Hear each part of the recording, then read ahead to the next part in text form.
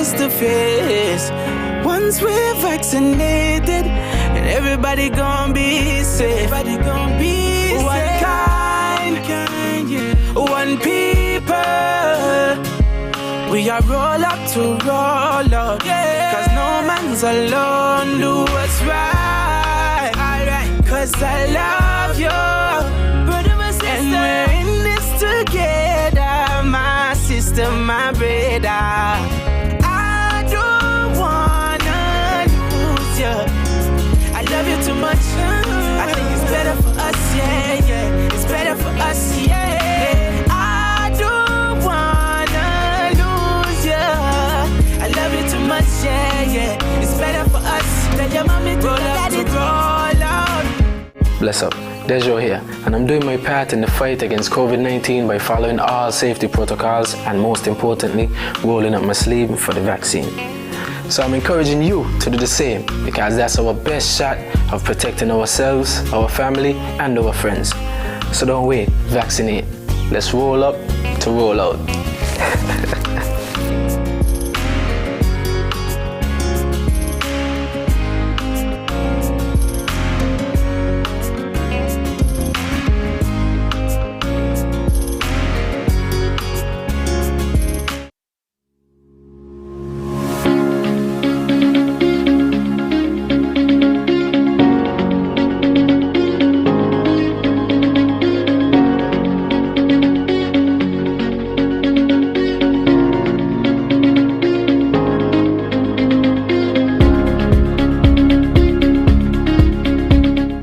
St. Kitts and Nevis, let's roll up to roll out. It's our best shot. You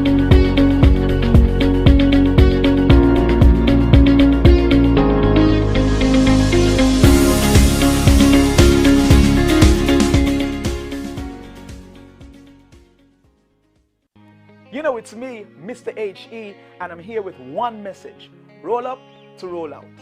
We all know how difficult things have been during this COVID-19 pandemic. While we continue to wash our hands, wear our face mask, and practice social distancing, how about we take it one step further and get vaccinated? Call the nearest health center to find out if you are eligible to be vaccinated. Or you can contact the Ministry of Health at any one of these numbers down below. Don't be discouraged by the negativity. We all have a role to play in protecting this federation. So, St. Kitts and Nevis, let's roll up to roll out.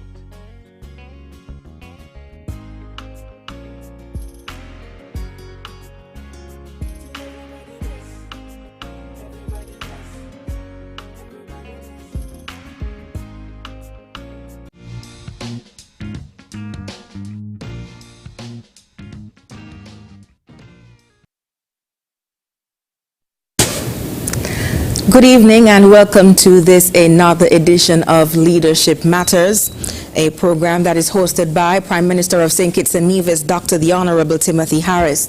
This program allows for the Team Unity Administration to address pertinent matters of national interest, and it gives the opportunity for persons to call in and air their concerns as well. We want to thank you, the viewing and listening audience, whether on island or abroad, for tuning in this evening. Tonight, the Honorable Prime Minister is joined by Superintendent of Police Cromwell Henry, Medical Chief of Staff Dr. Cameron Wilkinson, and National Disaster Coordinator Abdias Samuel. The topic this evening is curbing the spread. Now, before we get started, I'd like to give you the television hotline numbers so that you could call in later on in the program. The numbers are 466-2666, 662-8674, 767-4765, 1239 645 4500. Before we begin, I'd like to take this opportunity to give the Honorable Prime Minister, Dr. the Honorable Timothy Harris, the opportunity to make his presentation. Thank you very much, Ms. Moderator. I want to welcome you to Leadership Matters and thank you for holding on this evening. My fellow citizens and well-wishers, I am privileged to be communicating with you again tonight across multiple media and platforms. I deem it my sacred duty as the national leader and Prime Minister to take time to listen to you intently and attend to your needs. Tonight is another opportunity for you to have your questions answered and to seek out the facts. I look forward to hearing from you shortly. The last several weeks have been particularly challenging for our government and people as we were forced to adjust to the reality that COVID-19 had started a new fierce assault on our people and country. To date, COVID-19 has infected over 400 plus residents, and sadly, we lost 3 of our citizens in the battle. My prayers are with the families and loved ones of the deceased. My prayers are also with all the citizens and residents of St. Kitts and Nevis. I pray with God's help, we will overcome the pandemic. The lockdown decision we took was not a decision taken lightly, but given the increase in COVID-19 cases, it was a decision that was necessary. Our priority throughout this pandemic has always been life first, protecting your life. Let us faithfully comply with the health protocols designed to keep us safe. Let us abide by the stay-at-home regulations, and let us comply with the curfew. If we do all these while availing ourselves of the opportunity to vaccinate, St. Kitts and Nevis, with God's grace, will emerge safer and stronger in the near future. And we can look forward to gradually opening up all sectors of the economy and society sometime in July. This will mean more people back at work, being able to earn income, pay their bills, and save for the inevitable rainy day. Your Team Unity government will not allow a situation to occur where COVID-19 runs uncontrolled and where more lives are put at risk.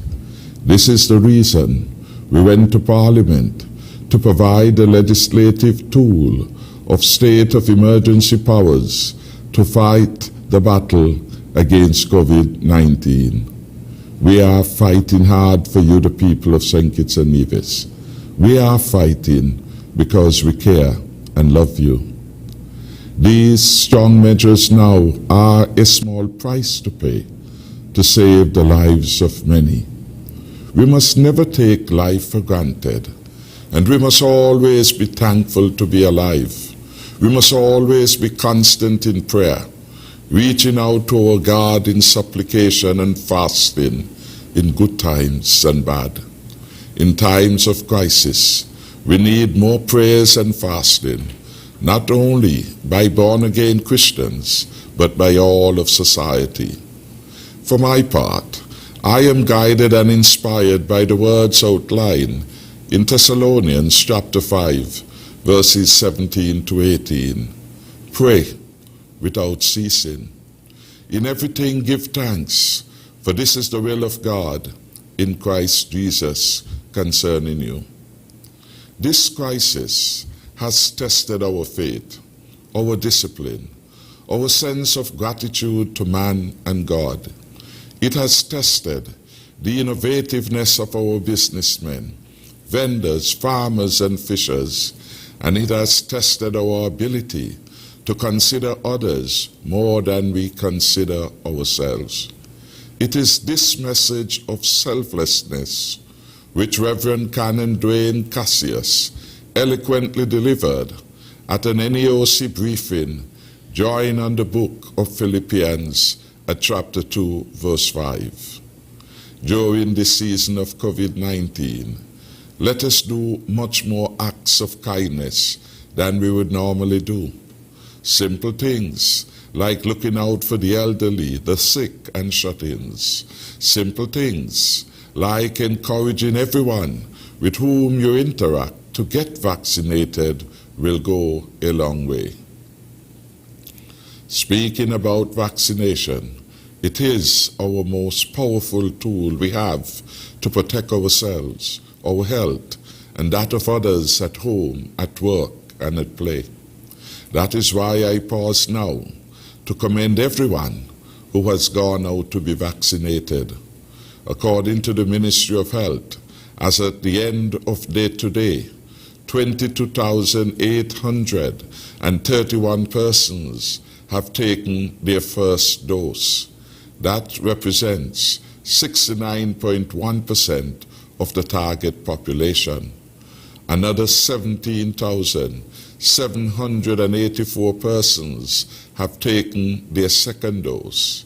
That represents 53.8% of the target population. So far, 40,615 doses have been administered to our people in St. Kitts and Nevis. We should all take pride that the percentage of persons with first and second doses here in St. Kitts and Nevis compares very favorably with that of the developed world or the advanced countries, for example, the United States of America, United Kingdom, Canada, etc., that have started their vaccination rollout long before we started ours way back in February 2021. God has been good to us in St. Kitts and Nevis. Indeed, the higher our vaccination rate, the easier for us to open up safely. But opening up safely requires us to do more. It requires us to continue implementing measures that kept us safe. As we learn to live with COVID-19, I must remind you to continue to wear your masks and to do so properly. Wash your hands regularly and avoid crowds to the extent you can. Change your behavior. We must do some things differently as we learn to live with COVID-19. I encourage our farmers and fishers, for example, to think innovatively about how they will adjust to life under COVID-19, and especially now we are under lockdown. Time becomes even more precious, and you have to use it well. You have to plan what you can do in the time available on days of absolute lockdown. What are the must-dos that can be done?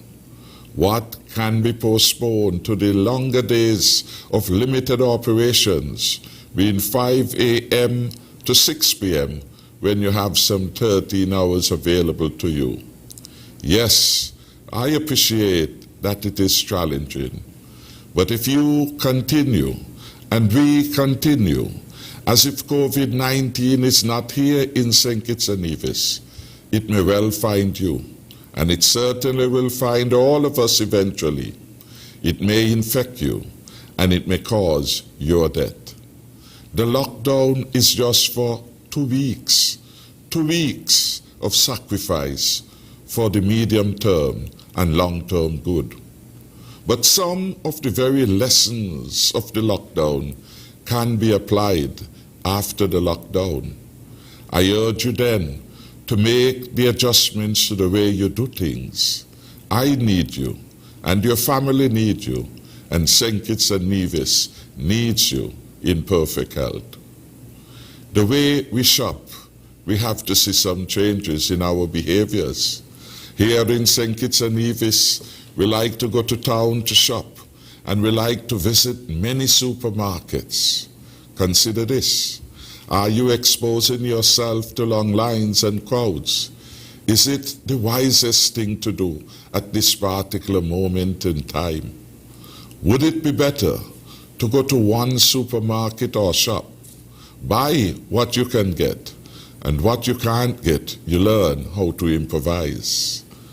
For their part, our supermarkets and places of business must organize to serve their patrons more efficiently including allowing their customers to buy online to reduce crowds and minimize the risk of transmission of COVID-19. We want to bring movement of people to a very low level, hence the stay-at-home rule. The virus can only move when people move. The COVID-19 virus, you are well aware, it writes its own rules. It comes when it wants, and it damages lives and livelihoods without discrimination. This is why we must all work together to fight it. I want to thank you for your patience during this time. Thank you for following the health protocols. Thank you for playing your role. The greatest role you can play in the fight against COVID-19 is to be vaccinated. Vaccinations are the way you can protect your life and the lives of your loved ones. If you want to see a day when COVID-19 is behind us, you can make that happen by being vaccinated. When you become vaccinated, you're sending a clear message. You're saying to your family and friends that you value them and you want to protect them. You're saying to your work colleagues that you want the economy to open up so everyone can get on with their jobs. You're sending a further message to your boss and workmates that you are contributing in making the workspace safe so that lives and livelihoods can thrive. When people are at work, they can do more for themselves. You can get vaccinated. When you get vaccinated, you're saying that you have put country above selves. Indeed, increased vaccination rates are our best part out of lockdown and out of the clutches of COVID-19. So please, don't hesitate, do vaccinate. Tomorrow you have another opportunity again to turn out in your numbers. I want to commend the over 1,100 persons who went out today and get vaccinated. Tomorrow we can break today's record. I want finally to introduce the members of the panel tonight and again to welcome them to this edition of Leadership Matters. It is a special privilege and honor to be joined by Dr. Cameron Wilkerson, who has given yeoman service in this fight to keep our country and our people safe. I welcome him. He is no stranger to this panel. Equally, I welcome again Mr. Cromwell Henry, our Superintendent of Police, and Mr. Abdius Samuel, the chairperson of our National Task Force. Among us all, we have come to help, educate, inform, and more importantly, answer those questions on your mind. Thank you again, my fellow citizens and residents, for tuning in. May God continue to protect and bless you, and indeed keep our beloved country safe. Thank you. Thank you, Prime Minister Harris, for your words of empathy and for reminding us of the importance of adhering to the health and safety protocols that are in place to assist in the fight against the deadly novel coronavirus that has killed more than 3 million people worldwide. I take this opportunity now to introduce our next presenter, the Medical Chief of Staff, Dr. Cameron Wilkinson. Thank you. Curbing the spread of COVID-19 and the new norm. The last 18 months. It has been 18 months since we started our war against COVID-19. We are all battle weary and wondering when it will be over. I want to implore you to hold firm and continue to fight using all the tools at your disposal to prevent transmission. As a federation, we have made great strides in our march towards our goal of achieving herd immunity, demonstrating along the way that we not only believe in science, but that we also believe in stewardship. And as stewards of our community, we must continue to protect the most vulnerable members among us. Community spread. Beginning on May 19th of this year, we saw a rise in cases due to community spread. Hiding in our bubble until the end of the pandemic was never a practical nor desired option in this fight. We knew and repeatedly warned the public that if we opened our borders, it was only a matter of time before we had a community outbreak. The work we did thus far in pushing for and having vaccinated a significant proportion of the population was in preparation for this particular battle. Community outbreak was inevitable and does not represent a failure of our efforts. Rather, it's a consequence that every country in this fight will face unless borders remain closed indefinitely. We understand the Lambda variant, which is more transmissible, although not associated with more severe disease, contributed to the increase in positive cases seen recently. It was through our proactive step in requesting the genomic sequencing that we got this information.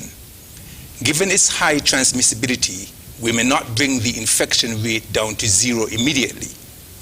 Instead, with our aggressive ring-fencing contact tracing exercise, we have cast a wide web to identify all possible infected persons.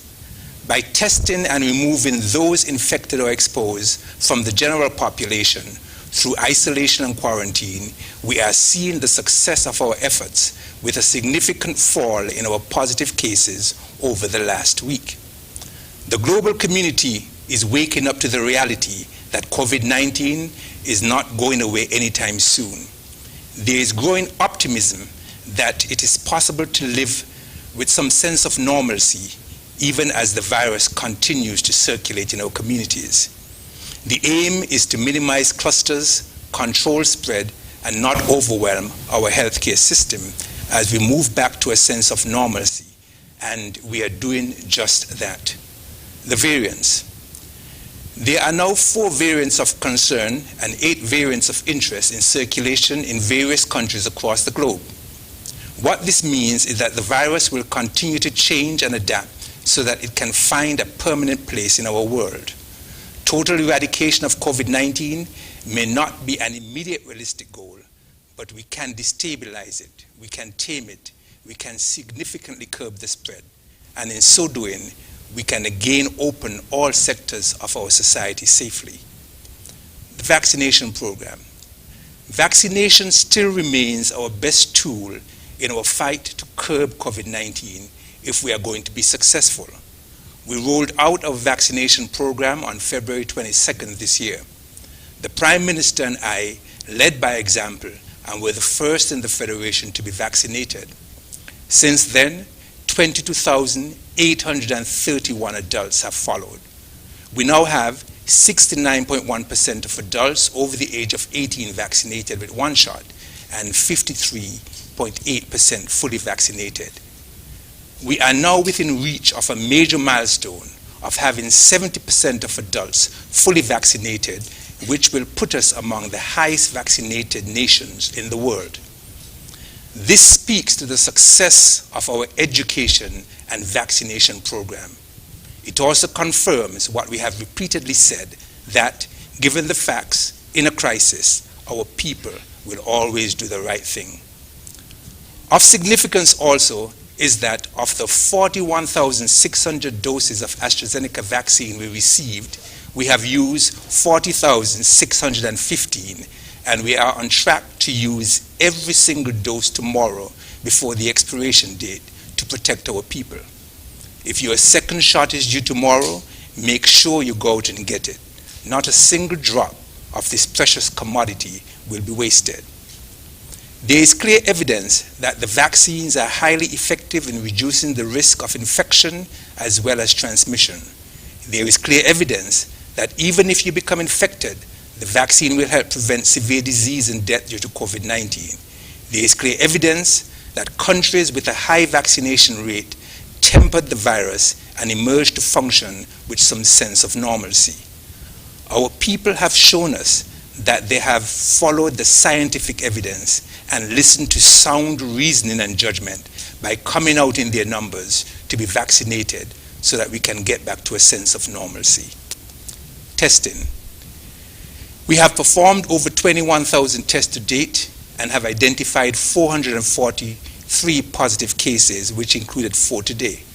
We are beginning to see a sustained dip in the daily positive cases. Of those 443 positive cases, 177 have fully recovered, and the majority are doing well, with only 7 hospitalizations. Just in the last 24 hours, we recorded 50 recoveries, and that is significant. Sadly, we have had a total of 3 deaths thus far due to COVID-19, and we offer our deepest condolences to the affected families. We will continue to test all who need to be tested, as this is an important tool in the fight. We will continue our robust testing and screening exercise at our ports of entry to identify persons infected with the virus, even as we look to further reduce the quarantine period for the incoming traveler. We continue to rely on the gold standard PCR tests, but we are also monitoring the development of rapid antigen tests that are becoming more sensitive and specific as technology improves 18 months into this fight. Treatment. We continue to keep our medical specialists up to date on the standard of care for the COVID-19 patient. Just yesterday, our medical specialists were engaged in an international forum facilitated by pulmonologists and critical care specialists on clinical care management of the COVID-19 patient. We will continue to provide quality care for all of those affected.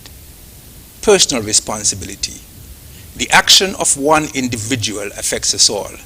Your choice not to get vaccinated, not to wear a mask in public, not to hand sanitize or social distance can have far-reaching consequences for us all. Our collective discipline and adherence to COVID-19 appropriate behavior are critical to our success in this fight. The virus we are fighting has inflicted a serious death toll and economic destruction across the globe, and we are not immune here. We now know its weaknesses and must act with a fierce urgency to defeat it. It is helpless when collectively we take matters in our hands by hand sanitizing them to destroy it. The virus cannot move without our help. We can therefore deny it a mode of transportation if we avoid crowds and practice social distancing, leaving it dead in its tracks. We must also continue to wear a mask covering our nose and mouth to deny its entry into our respiratory tract. If all who can be vaccinated do so, we will provide protection not just for ourselves, but to those who cannot be vaccinated, like our children, our pregnant mothers, and the very old and frail. We need to remain respectful and caring to one another, recognizing that it's the virus that is the enemy and not you or I. We need to forget our differences and unite with a common purpose in this time of national crisis to defeat the virus and make our beloved federation safe and COVID-free. The lockdown. The lockdown is the nuclear option to contain the wave of infection that we are currently experiencing, as by stopping us from moving, we halt the movement of the virus. In addition to containing the virus, it will have negative social, psychological, and economic impacts. This is the time for us to be our brothers and sisters' keeper, and for all of society to do their part so that we can all get through the next 2 weeks together, more protected, more informed, and healthier, so that we can continue the fight against COVID-19. The new normal. With vaccination, testing, treatment, and collective social responsibility, many countries, including our own, can return to function in a new normal. What may the new normal involve? What I will outline is not a government policy, but elements of what different countries may adopt as we all move forward to reopening in the new normal. The new norm may require that, 1, an infected person isolate and recover at home instead of being placed in a government quarantine facility, because with vaccination, the symptoms will be mostly mild, and with others in the household protected through vaccination, the risk of transmission will be low. 2, with a significant proportion of the population vaccinated and with the adoption of COVID-19 appropriate behavior, the chance of the virus spreading will be significantly decreased. The need for massive contact tracing and quarantining of people each time we discover a new case will also decrease. If a positive case is confirmed, the person can be isolated without any significant disruption of the various sectors of society. 3, as vaccines become more available globally later in the year, we may get access to other vaccines to immunize our 12 to 18-year-olds, pushing our threshold of population immunity and protection even higher. This will give us the ability to absorb more risk as we open up. We will, however, continue to use the best vaccine available to us, which is the one we have now. 4, rather than focusing on COVID-19 daily positive numbers, we will need to focus on outcomes. How many are very sick? How many are hospitalized? How many have recovered? And ensuring that our healthcare system is not overwhelmed. If we are going to learn to live with COVID, we must understand that this may mean no zero COVID. 5, we will see review of entry protocols from the vaccinated travelers with the aim to have a significant reduction in the quarantine periods until countries get to a point where the vaccinated traveler goes straight home. This will help to bring back tourism industries and much needed economic activity across the Caribbean. 6, children of the vaccinated traveler may be able to move under the umbrella of their vaccinated parents or guardians and go home with them with guidance. 7, proof of COVID-19 vaccination may be required for regional and international travel. 8, mass events may initially only be held safely with vaccinated adults, otherwise we will see a resurgence of the vaccine. 9, we will see the continued encouragement of every essential worker to get vaccinated so that our education, tourism, health, security, and business sectors continue to function uninterruptedly in the new norm with COVID-19. And lastly, 10, we will see a time when the vaccine will be mandated to enter colleges or even a requirement to apply for a job in the public or private sector. The new norm will have at its core 2 new elements, and they are the vaccination and a change in behavior. Finally, we must all understand that the lockdown is a circuit breaker pulled to contain overwhelming viral spread. Avoiding future lockdowns as we enter the new norm will only be possible if everyone shoulders his or her responsibility and abides by the COVID-19 appropriate behavior, and all who can be vaccinated do so that we can curb the spread of COVID-19 and move forward. I thank you. Thank you, Dr. Wilkinson, for that update. And despite the unfortunate news that 3 persons lost their lives because of the virus, we celebrate the small wins. 50 persons have fully recovered as of today.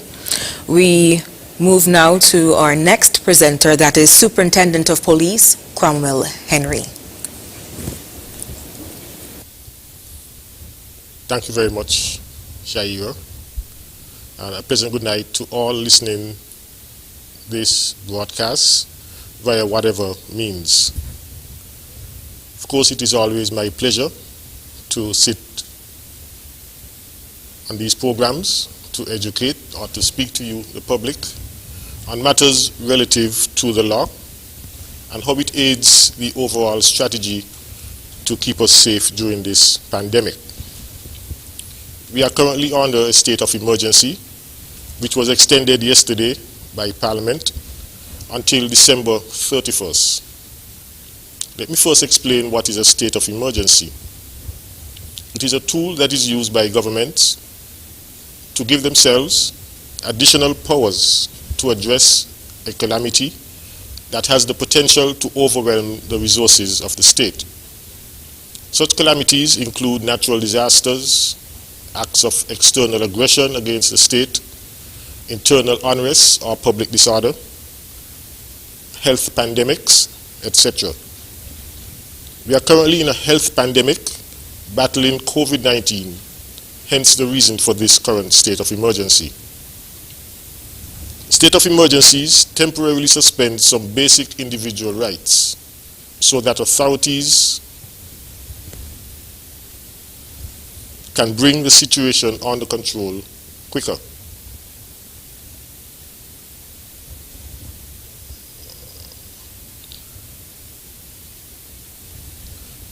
So, for example, the curfews, restrictions of movement, closure of businesses, restrictions on social activities are some of the basic rights that you give up to allow us to better manage the crisis.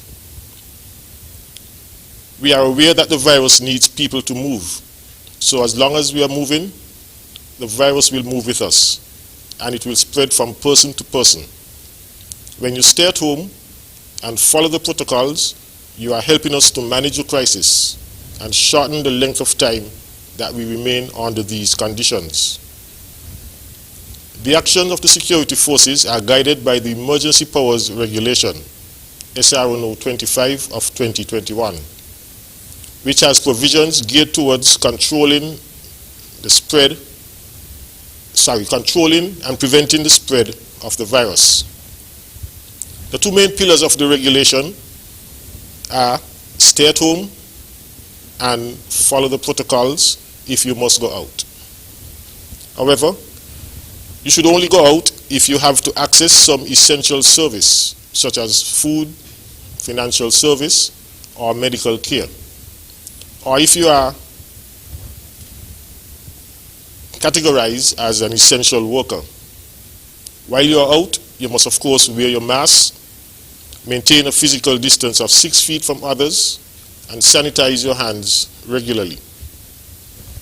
The police have been very busy enforcing the restrictions under the regulations. To date, we have issued over 200 tickets, well, actually it's 282 tickets to persons for failing to wear the mask in public and for hosting or attending social events that were not authorized. 33 persons have been arrested so far for breaching the nightly curfew. Our online curfew e-pass portal has been kept busy, very busy, with applications for passes to be out during the curfew or limited operation periods. Over the last 3 days, we have received almost 600 applications and over 2,400 applications over the last month. We urge you to be more disciplined and resist the urge to apply for a pass to go out, if you can avoid it. Remember, the reason for the restrictions is to prevent the spread of the virus, and the more you move, the more the virus moves with you. Before I close, I just want to make a few announcements that may inform our discussion later. Presently, all street vendors, particularly in the town of Bastille, has been prohibited. All street vending, particularly in the town of Bastille, has been prohibited, and vendors are moved to the public market, where measures are in place for the safety and security of the vendors and their customers. We would like to see this continue going forward. Therefore, we are asking persons who have tents, vehicles, or other structures on the streets and sidewalks in Bastille to have them removed as soon as possible, in any case by the 9th of July. This will include food trucks that are scattered around the streets of Bastille. The current regulations do not provide for the opening of restaurants on limited operation days, but rather give the Commissioner of Police a discretion to permit them to operate. The Commissioner has already received several of such applications, and I'm therefore pleased to inform you that the Commissioner has approved the opening of restaurants on limited operation days between the hours of 7 a.m. and 4 p.m. for takeaway or delivery orders only.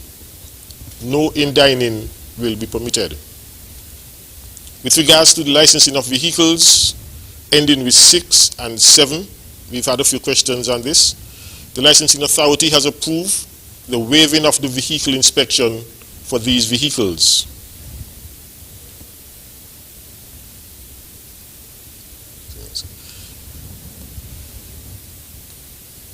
paving the way for the vehicles to be licensed without such inspection certificates. Persons wishing to license your vehicle during the 24-hour lockdown periods, you may do so via the Inland Revenues Department website at www.sknird.com. We have also made provisions for farmers during the 24-hour curfew days to attend their food farms or their livestock during the periods of 5 a.m. to 7 a.m. and from 3 p.m. to 5 p.m. daily. So during the period of 24-hour curfew, farmers, that is all farmers, food crops and livestock farmers, you may visit your farm between the hours of 5 a.m. and 7 a.m. and between the hours of 3 p.m. and 5 p.m. And on limited operation days, all farmers and fishers are permitted to operate between the hours of 5 a.m. and 6 p.m. However, we ask that you observe all the protocols, wear your mask when you are out or in the company of others, and maintain a physical distance of 6 feet. Earlier, I indicated that restaurants may be open on limited operation days for takeout or delivery service only. I want to emphasize here that bars are not permitted to operate. Regulation 14 provides all retail liquor licenses are suspended once a period of emergency has been declared. Regulation 11 restricts all social activities and prohibits persons from visiting or attending any bar or rum shop. So we ask that bar owners, you keep your bars closed and do not allow the type of congregation of persons at these establishments. I will stop here for now and be prepared to discuss the issues that I've raised further during the discussion. Thank you. Thank you, Superintendent Cromwell Henry, for that update. And we'll now get our opening remarks from National Disaster Coordinator Abdias Samuel. Thank you very much, Shaida, and a pleasant good night to the general public and all those who are listening via various means. I want to thank the Honorable Prime Minister for giving us the opportunity to be here with him and this panel to discuss our national response to the crisis that we are presently facing. Tonight, I wish to update the public on our comprehensive national response to the COVID-19 pandemic and our preparation for the 2021 Atlantic hurricane season. During this crucial and critical period in which we face a dual hazard environment. Before I do so, please allow me to recognize the Mitigation Council chairs in that of the Honorable Attorney General, Mr. Vincent Byron Jr., and the co-chair, the Honorable Wendy Phipps, and also the members and staff of the National Emergency Management Agency, NEMO, and my colleagues on the National COVID-19 Task Force. The 2021 Atlantic hurricane season began on the 1st of June, with the season being initially classified as an above-average season with 13 to 20 named storms, 6 to 10 classified as potential hurricanes with wind upwards of 75 miles per hour, and 3 to 5 major hurricane outlined. Now, some of you who may be watching the National Hurricane Center's posting on Facebook or on the website would have noticed that we have 2 systems in the Atlantic presently. And during this lockdown, we have been receiving a lot of calls and concerns. Let me just advise you. 1, Invest 95, which is a tropical wave that is 650 miles east of the Lesser Antilles, is presently traveling at 20 to 25 miles per hour, which is likely to reach the Lesser Antilles by Wednesday night. Invest 95 could bring heavy rainfall to parts of the Lesser Antilles within the next few days. However, please note that the chance of this forming into a storm is 20 to 30%. What does that mean for us? There could be minimal impact to us here in St. Kitts and Nevis, as it will be passing hopefully south of us. However, let me just caution that weather is dynamic and things may change from hour to hour.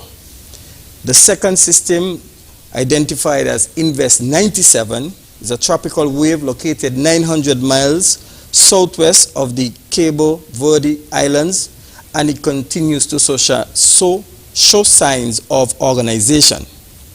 However, the system may develop within the next few days as it travels west-northwest at 20 miles per hour, so it's traveling much slower.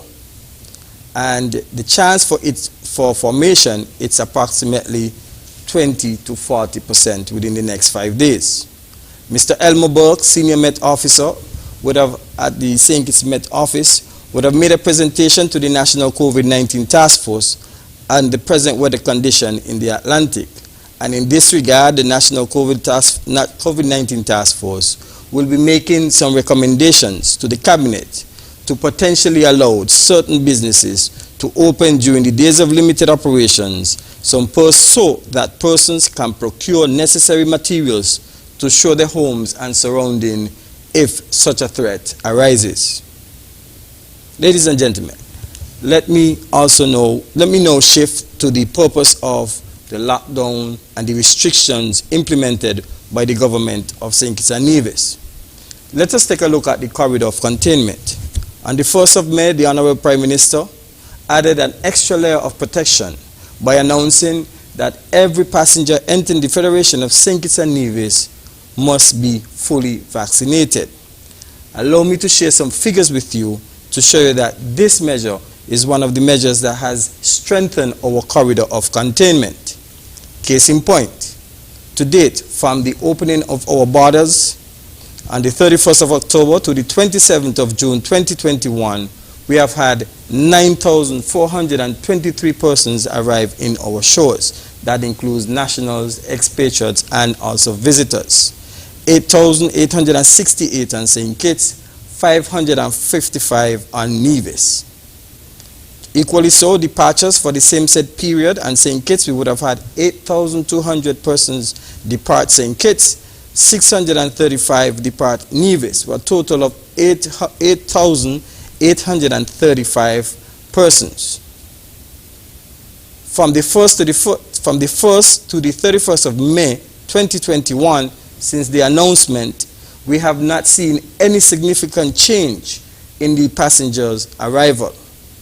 For example, we saw 553 arrivals, which kept this as the normal, and we saw 591 arrivals. We continue to reduce the risk of associated with the borders being open. The travel advisories against Brazil, United Kingdom, India, and South Africa are one of the measures that has helped strengthen our corridor of containment. Let us now look at what is being done by the quarantine sites and vacation in place. Let me take this opportunity to thank the general managers, owners, and corporate partners from the hotel sector. In particular, the Park Hyatt, Mr. Mark Schneider, who has taken the bold step of having his staff living in the hotel until we are over this particular lockdown.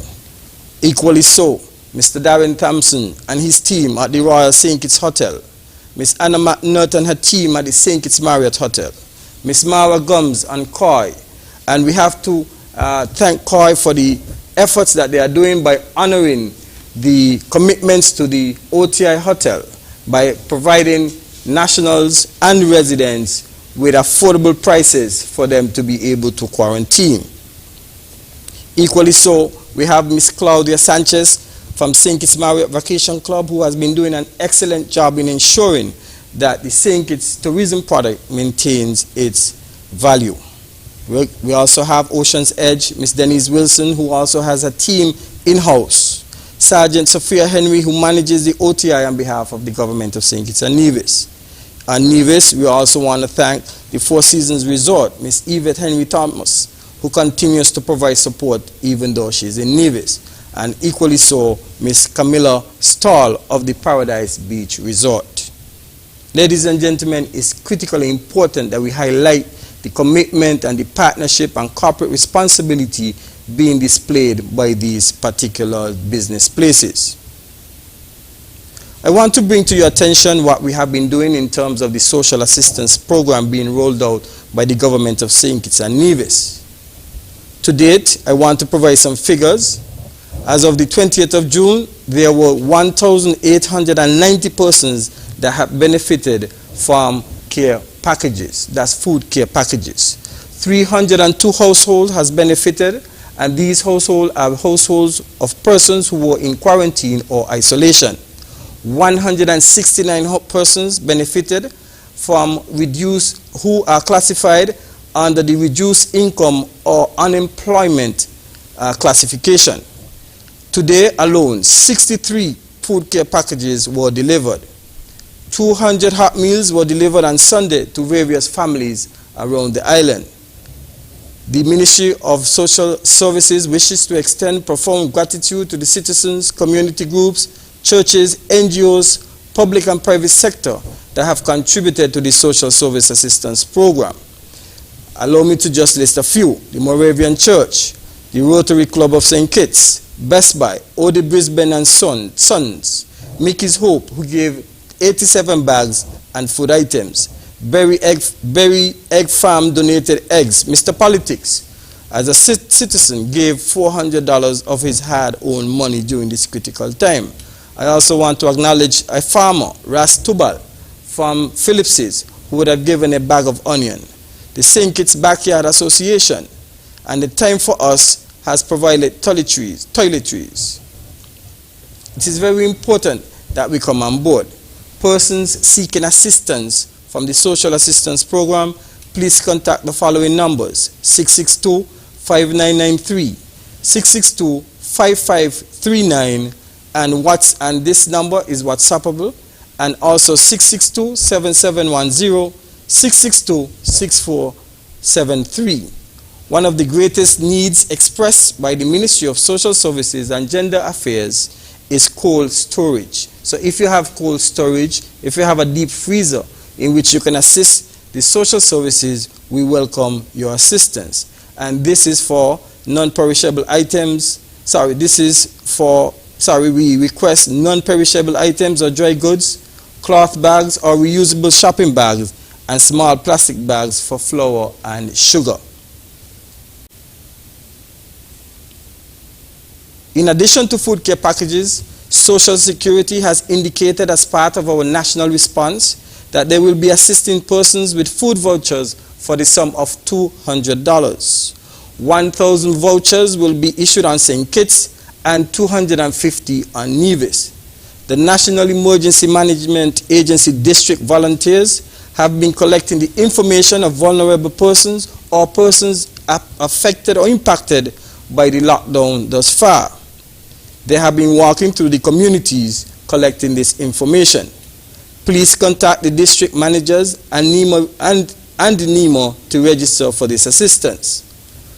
Please visit the NEMO website, or as you can see on the screen, call or contact one of the district managers or volunteers.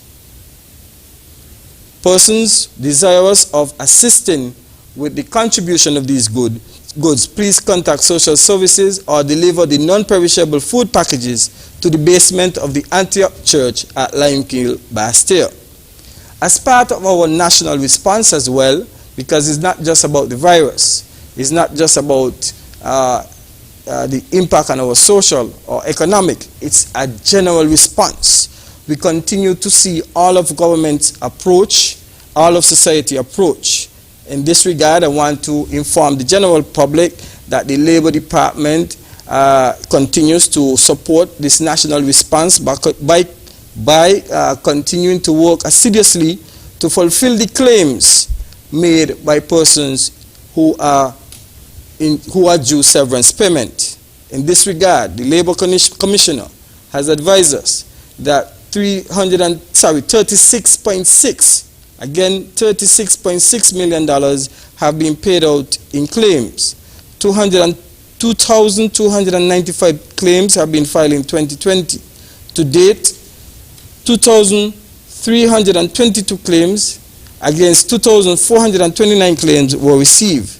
The total number of claims, therefore, that have been paid out to date is 2,295. That means that only 29 claims are awaiting payment. I want to commend the work and commitment by the officers in the Labor Department, as this is part and parcel of the response to this particular crisis.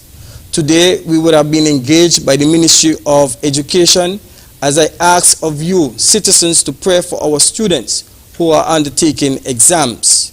The Ministry of Education continues its partnership with the National COVID-19 Task Force to ensure that we create a safe and conducive environment for the success of our students. Today, Mr. Vincent Hodge would have indicated the challenges and successes of the students performing these exams during this time of crisis. We must report to you that we are satisfied that everything is going satisfactory. We are prepared for the first port of call by Celebrity Millennium and also Odyssey, the Odyssey cruise ships. These cruise ships were scheduled to come to St. Kitts and Nevis. Regrettably, the outbreak happened, and this has delayed the arrival of these ships. I want to assure our tourism sector workers that are dependent on these sectors that their livelihoods are not forgotten. We are working assiduously to ensure that we develop robust protocols to ensure that you have a safe working environment once these ships arrive. We have also been engaged by the social services today at our National COVID-19 Task Force meetings. We were also engaged by Mr. Elmo Burke. We were also engaged by the Nevis Culturama Committee, because we are hoping that we can restore the country to its normalcy. Let me just say in ending that we will be building resilience. We will build back stronger. We will build back better, and we will become a resilient nation. With that said, we would await your questions so that we can engage you and hopefully answer them appropriately. Thank you. Thank you so much, National Disaster Coordinator Abdias Samuel, for your updates. We have now come to the segment of the program where we let you know, the viewing and listening public, that the lines are open. You are free to call in and air your concerns or ask your questions. I'll remind you of the numbers. They are 466-2666, 662-8674, 767-4765, 1-239-645-4500. You can also send your questions on WhatsApp at 661-5683. I want to also just add there really quickly, thank you to my producers for reminding me that I did not introduce myself earlier. I am Shaira Flanders, your host this evening, and if you're just tuning in, this is Leadership Matters.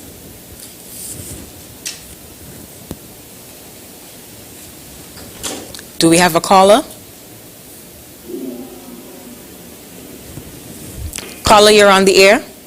Yes, good evening. Good evening. Good evening.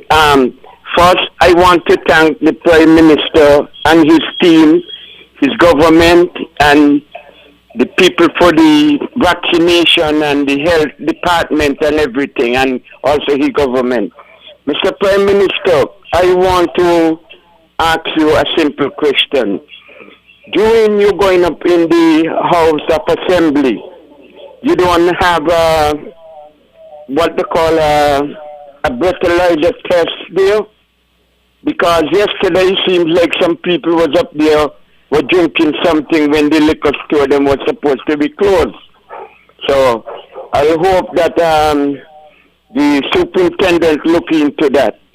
And I want to say something to you again, Mr. Prime Minister. Mr. Prime Minister, they have a radio station that come on every day. And the topic is the government, I think it's, and the good work that you're all doing. Well, one of the hosts talking about his mother born here. So I would like you to go to the Attorney General and let the Attorney General describe the laws to you. His mother only born here if he want to run for election. But while your mother born here, you can't disturb the Prime Minister and the Cabinet and dignitary in government and trying to disgrace them, because he only disgracing himself. You understand me? So I would like the Attorney General to visit that law for you and tell you what the law.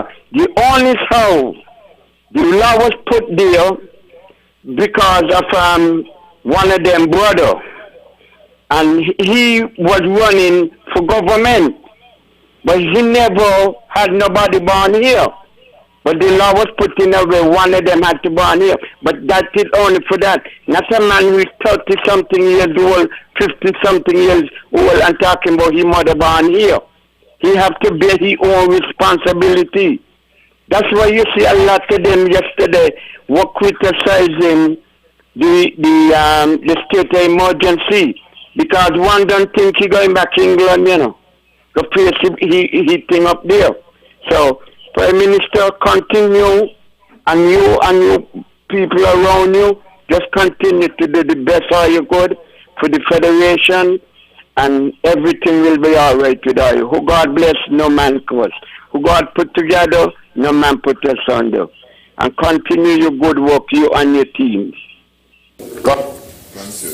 Thank you, caller. Prime Minister Harris, would you like to address, or we'll just take another? Okay, we have some more questions, and I would like to remind the callers to try to keep it brief so that we can get as many questions in as possible. Remember, tonight's topic is focusing on curbing the spread of the novel coronavirus. We'll take another call.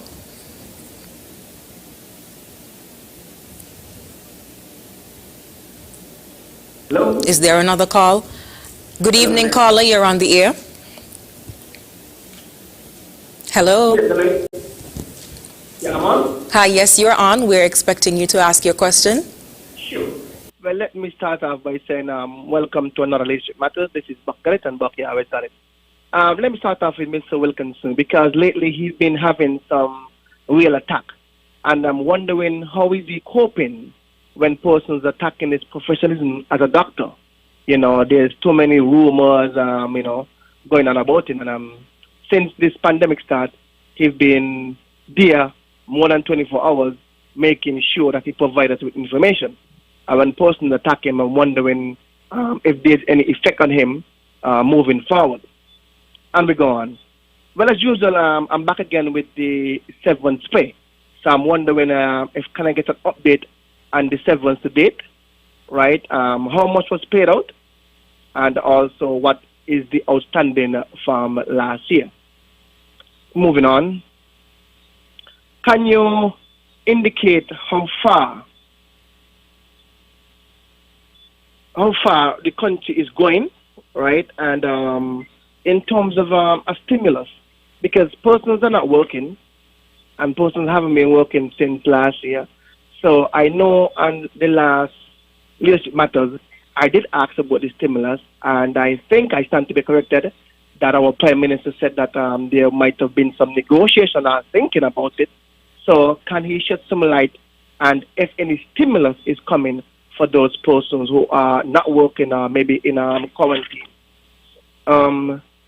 We continue. Do you have a date when we will open in a safe way? Because I'm seeing the numbers are dropping, and which mean that the vaccine are working, and which mean that the government is doing what they're supposed to do to keep us safe. So I ask again, do you have a date when we will open in a safe way? What is your prediction for this year in terms of the economy and growing? That's a follow-up question to the first one I just asked. Let me say congrats to the relocation of the vendors off of the street. Better safe than never. I mean, there are persons who was complaining that they cannot walk in the street. So now that the government have relocated them to the public market, I'm wondering how it is going. See our Prime Minister have visited the market on more than one occasion, and that is very good of him.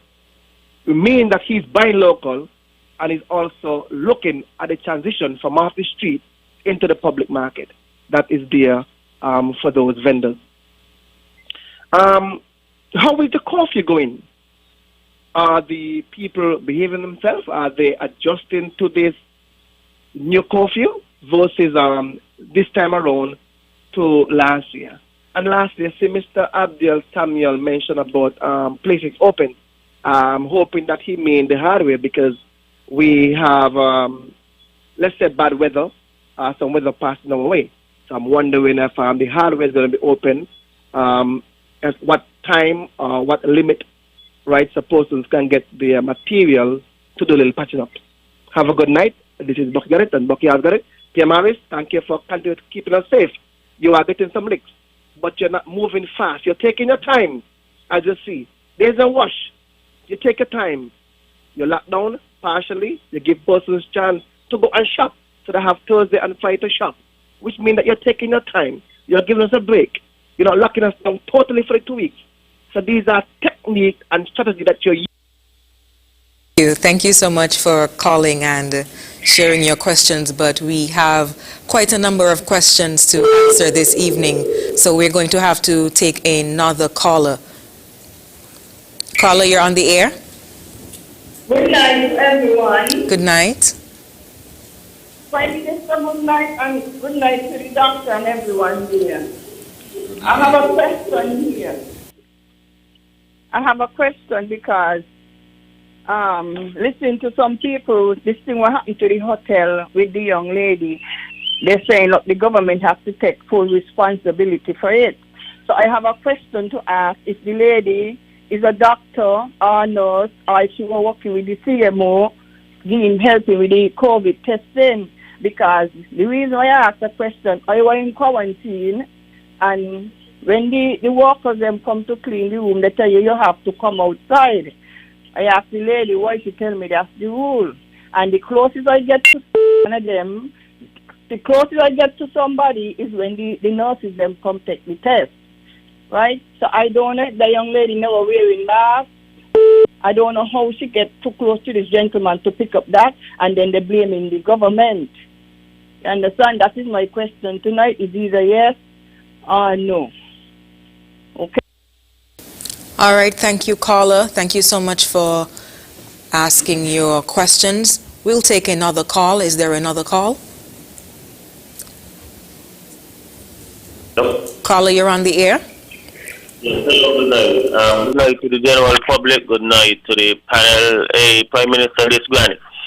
I had a few questions, but unfortunately somebody don't ask them. But I just want to thank, Dr. Wilkerson, Abdel Samuel, Ms. Lazi in there, for the very wonderful work you all doing and the contact tracing. To see that we numbers them reach down. And to tell all the honest God truth, I hope they stay down. And I'm just begging everybody out there in the general public to please go and vaccinate. This is what's going to help the country to move forward. Prime Minister, I hope you see the man there, Henry, so he's doing a wonderful and great job, right? At times I ask him, you don't get sleep, right? And I notice that nobody up there said thanks to the police force who out there working hard, and the nurses them. Prime Minister, I hope you find it in your heart to give them a little extra thing in the pocket, because they don't work hard. See the health centers open. I see the health center full up Monkey Hill. And people, please don't forget that the health center opening up here tomorrow from 8 o'clock to 1 o'clock. Come vaccinate. Let me get this thing straight. Prime Minister, you and your team, you are doing a wonderful job. The people then who ain't understand when you say fast and pray is who don't go church. Are you good night? Thank you. Yes. Thank you so much, caller. Thank you very much for that. Do we have another caller? We'll take this call if there is another caller. Welcome to Leadership Matters. Good evening. Ms. Flanders. Good evening, Mr. Prime Minister and the team. Thanks for spending another Tuesday night with us.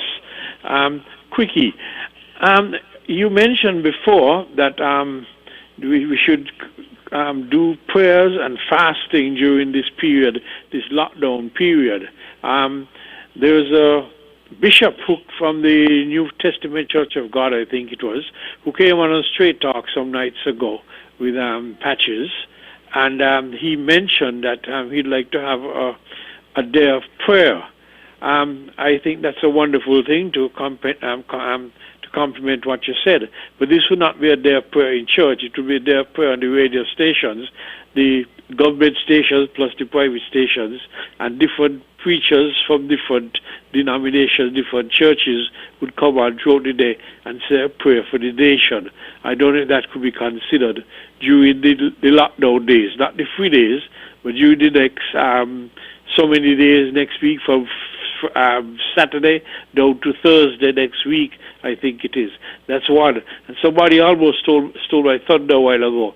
When the economy catches itself again, and I hope that it does so sooner rather than later, before we go back to paying civil servants double salaries, could some special compensation be given to all those hard-working persons who have been fighting the COVID over the last 18 months? The community checkers, the persons who do the tracing, the nurses in the hospital, the health centers, the doctors who are involved, everybody. Please give them some kind of financial recognition. I would like to get your thoughts on that. Thank you. Thank you so much for your questions, caller. Do we have another call? We have another call. Caller, you're on the air. Good night. Good night. I'm calling to congratulate the panel, dear. You have to give them some credit. All those who are involved in keeping on the COVID, I commend you. And another thing again, that all people are too careless. Because even though the Prime Minister said we are on a lockdown, people still walking along the street. And I think the police, them does have a lot of work to do, eh? But I just want them to catch them, and anywhere how you all catch them, just give them a heavy penalty. When they're done, they're talking about, oh, they're not working. If they're not working, why don't stay home? I commend y'all.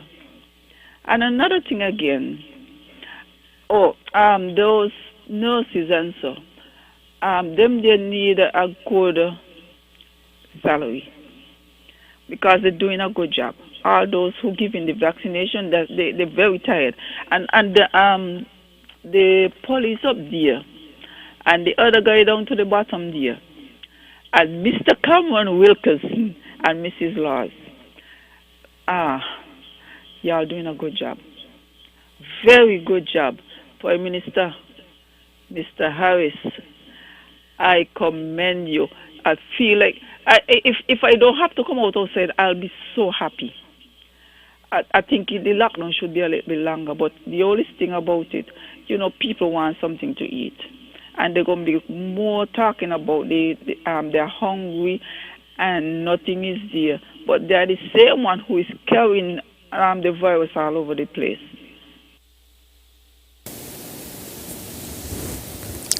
Caller, are you still there? Okay, it seems that call was disconnected. We'll take another call. Do we have another caller? Yeah, hello, good night. Hi, good night. Good night to the panelists. This question is to the Prime Minister, or Mr. Common Helmy. The Defense Force is having a serious problem. And the Defense Force is wondering when they're going to get the ID to prove to the police the Defense Force. Because the Defense Force is getting stopped, because they have to show the ID. And they don't have no proof, just as they just have on a uniform to prove that there is a part of the Defense Force. So I was just asking the Prime Minister how soon the Defense Force can get an ID to identify themselves as a Defense Force soldier, because they do not have nothing to prove that they're the Defense Force soldier. And you will know that we have what we call a what we call a state of emergency. And state of emergency come on in different force, the Governor General.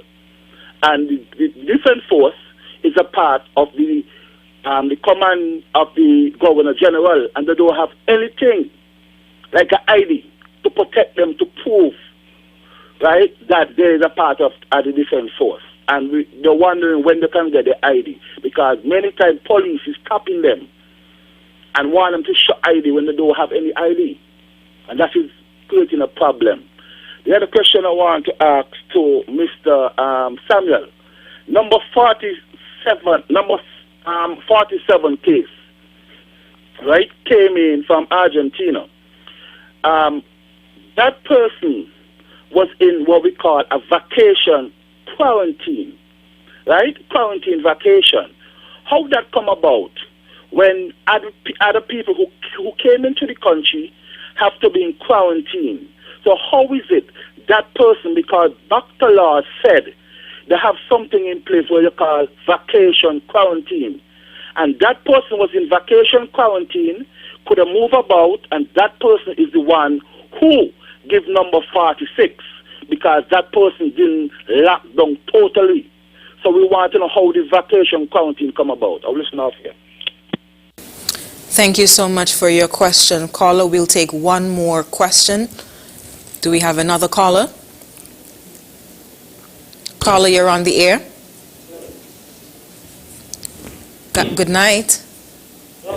Hi, we can hear you. Ask your question, please. Kudos to the team leading the Prime Minister.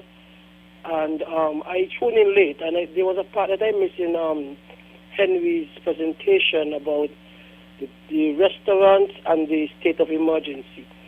Each day I look at the briefing, I can see the tiredness on the faces of Dr. Wilkinson, Albiers, the Prime Minister, Minister Phipps, Henry. Guys, you are doing an awesome job. And I want you to take this in mind every time you go on the national radio and television. Though he slay me, God has your back. Not to worry. You guys are leaving your families every day just to make sure that I don't want to talk about myself and my family is in safe hands. I must express sincerest gratitude and thanks every time to you guys, because Dr. Wilkerson, as I look at you on the television, I saw you a couple months ago, your hair have gone even grayer. But I know you are doing country above self, obvious. I know you very young, but God, obvious, you've gotten old in such a short time, Mr. Prime Minister. I see it on your face. Cromwell, I hear it in the voices of Dr. Laws, the AG. But I want to say congratulations to you guys, and keep and keep up the good work. This is coming from Charlene Warner in Sandy Point. Keep it up. God will applaud you. He's able, and he's giving you the strength, the knowledge, the courage, and the wisdom to partake and to help us to this COVID. All right? I thank you. Thank you so much for your question, caller.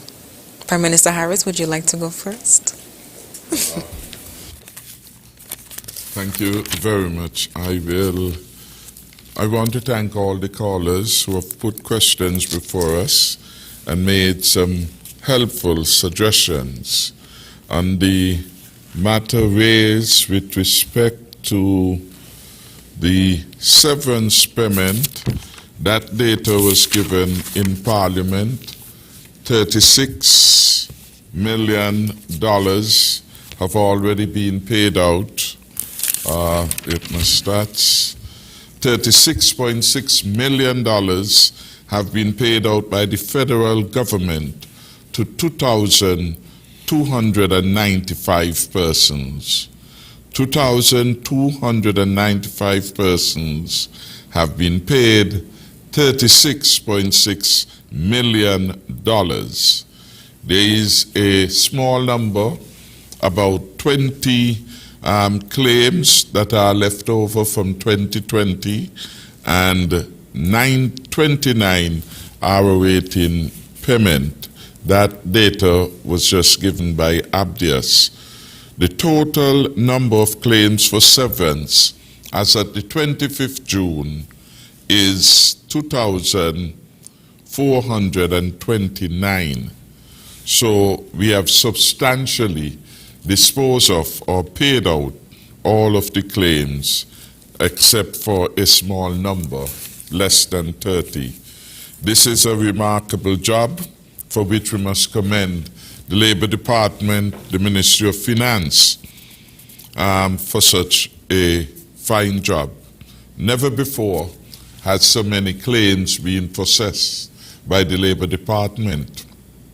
The last time we had a massive severance program was in 2005, there about 2006, when the sugar industry was closed. And during that period of time, 2005, 2006, for an industry that had well over 2,000 plus persons, indeed at one point the sugar industry employed over 5,000 persons. In 2005, 2006, a mere 968 persons benefited from severance of those who had been in the sugar industry. Around 2015, 2016, my government began to act on this matter, and we paid just around 2,000 persons their short payments due them from the closure of the sugar industry. So a very good effort by the Labour Department, and I want to commend those who have done that very good job. In terms of a date for the opening of the economy, I would say that we wait until the 14-day period is ended, and at that particular juncture, I will make a statement to the country. How do we go forward? So, in a matter of days, we will get an understanding where we are at. Prediction in terms of the economy has been stabilized, and the dramatic fall-off we witnessed in 2020 has been contained. We are already aware, for example, that the tourism industry has been open. The figures are still modest, yet we are moving in the right direction, and we are anticipating that as we move into fall, we are going to see even greater numbers. Mr. Abdia spoke to the potential for the return of the cruise ship in a safe way. That development again will push us in the right direction. The IMF has been here. They have done an evaluation of the economy so far. They are satisfied that the worst is behind us, and they anticipate that St. Kitts and Nevis will grow very strongly next year. We are anticipating that at the end of the year, we certainly would see a stabilization and a growth in our economy. And so we remain optimistic. We have had some challenges with the fallout of COVID-19, a consequence of which we have had to do a number of lockdowns, and of course, those will have some consequences for the level of economic activity. But we are now set to go. In terms of agriculture, that has been growing significantly this year compared to last year. The fisheries production, that has increased significantly by double digit when we compare last year's output to this year's output. We are moving in the right direction. Manufacturing, basically we've had about 90+% of all employees back to work, and this is moving again in the right direction. Manufacturing exports are greater this year so far than they were last year. So on almost all the drivers of economic growth, tourism, construction, manufacturing, we are seeing positive developments. And that is why we know that the strong negative winds of last year, they are easing up. And by the end of the year, we certainly would be in a stronger and safer place. For the following year, 2022, the predictions are for even more exciting times. What we need to do is to continue to put our best foot forward, to continue to comply with the COVID-19 protocols, so that there will not be any necessity for us to have to close down the economy again. Each of us has to do the right thing. The other question raised was in relation to the National Day of Prayer. Jean Howell raised this. I'm happy to report, I think there was a news release, a news item today or yesterday which indicated that the National Day of Prayer will be held on Saturday the 3rd of July. That is my recollection of that item. That day is being organized as a collaborative effort between the Ministry of Ecclesiastical Affairs, headed by the Honorable Eugene Hamilton, the Christian Council, and the Evangelical Association. The program will be shortly be made available. This particular day of prayer should have been held on the 17th, but because of developments to with the lockdown, it has been deferred, postponed to now July 3rd. What this means in terms of the format, we will know more when further details are made available. We are serious about the National Day of Prayer, as we are serious about ensuring that we do all that we can to keep St. Kitts and Nevis moving in the right direction. The matter of salary revision, that of course we must take in stride. We should at this point ensure that we encourage and we motivate all, beyond the incentive of money, because at this particular juncture, we know that things are tight. What we need is for the depth of the patriotism to come to the fore, and everyone puts out the best foot forward to get our country back to the place where it was among the best in terms of its fiscal and economic performance. Once we get there, all due rewards will come in due course. Indeed, only in 2020 it was that we did a recalibration of the salaries for a large number of nurses in St. Kitts and Nevis. So there have been significant adjustment, and those of course will come for all categories of workers in St. Kitts and Nevis. I agree a fantastic job has been done, and we have to provide some incentive to those who have worked so exceptionally well. I'm also mindful that once you act on behalf of one, there is a demand by all to be treated in like manner. And so these are some of the issues that we have to confront, and therefore we understand that we have to make a comprehensive response with respect to wages and salaries. The matter of the Defense Force and their ID is a matter which I will have to speak to the commander of the Defense Force. I will be very surprised if he does not have a mechanism that allows for IDs, because IDs are now so readily available.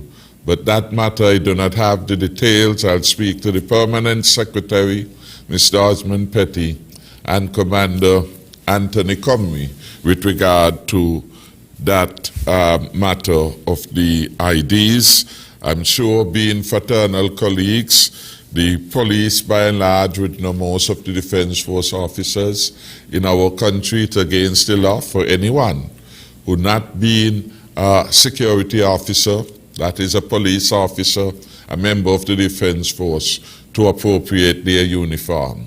And so, where there is need for greater care and attention, those actions will of necessity followed. I want to thank Charlene Warner my good friend from Sandy Point, Rock, and all others for their words of commendation. And please rest assured that we continue to remain strong in the face of criticism. I am assured that the majority of the people in St. Kitts and Nevis are with the government in its strategy to keep the country safe. I am assured that the majority of people in St. Kitts and Nevis are convinced that the vaccination, the vaccines, is the best route out of COVID-19. Indeed, the statistics reveal that in an overwhelming way, we are now close to having 70% of the adult population taking their first shot. When you compare the number of persons who have been fully vaccinated, you see we are in the big league. We are in the league which compares with some of the most powerful countries. The United States of America, which started early in December, Canada, and countries like Germany and France, who long before we ever dreamed of talking about vaccines and getting vaccines were well on the road.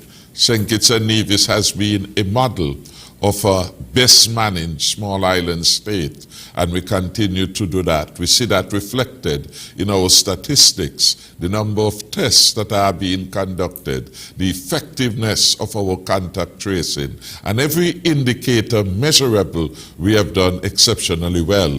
So we would always wish that we had 0 deaths, but look within the region and you see again that we are among the best performers in terms of our ability to keep things going, prevent the overwhelming of our health sector, and indeed to save lives.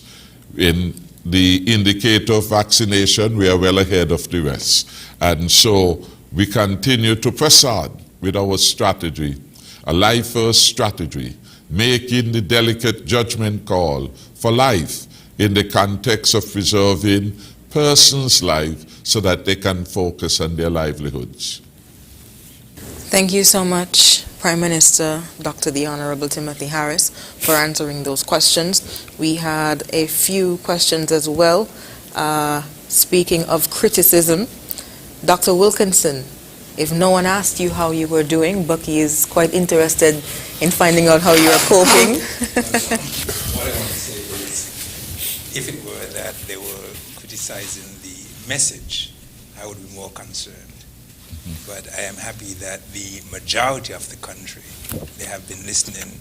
As you heard, we have 69.1% of the adults who came forward and got vaccinated, and very soon we'll have 70%. And so I just want to tell Bucky that I fly at a different altitude where I don't listen to naysayers and criticisms, etc. My eyes are quite clear with where I'm heading. My focus is on the entire country, whether they are for me or against me, because at the end of the day, I want to make sure that everyone is safe, and that's where I focus on. And so I'm actually a very happy man. I've been a happy man all of my life, and so those criticisms, they don't bother me. Thank you, Dr. Wilkinson.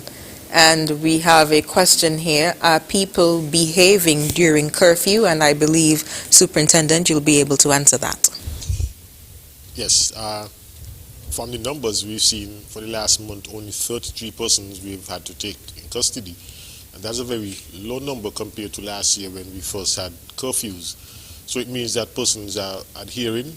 At 6 o'clock or 5:45, you see people are hurrying to get off the road. We do not encourage that. We prefer persons to begin to head home early and not to begin to rush at 5:45.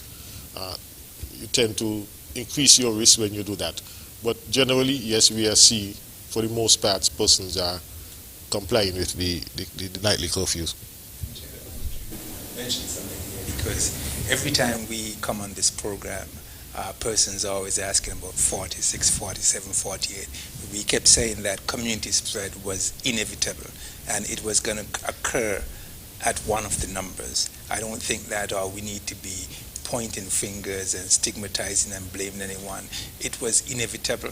We could not stay in this cocoon forever, and we need to stop focusing on 46, 47, 48, or whatever the number is people keep focusing on, and just realize now that we have community spread, but we are containing it, and the figures are coming down. We're going to get through this wave, and in 2 weeks' time, we should be fine. Thank you, Dr. Wilkinson. That leaves us with you, Mr. Samuel. We have a question here I believe you may be able to answer. The caller asked if hardware stores would be opened if we are expecting bad weather systems.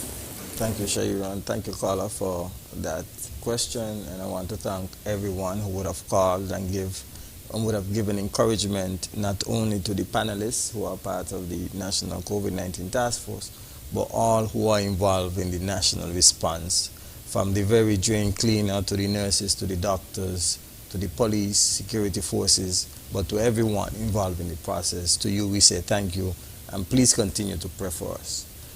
Regarding the question, yes, as a matter of fact, just before we came here, as we finished our meeting about 5, just after 5, a cabinet submission was, as a part of a recommendation, was created, which is before the cabinet secretary at this moment, as a recommendation that if we are going to be impacted, we would like the hardware stores to open for a particular time period during the limited days of operation.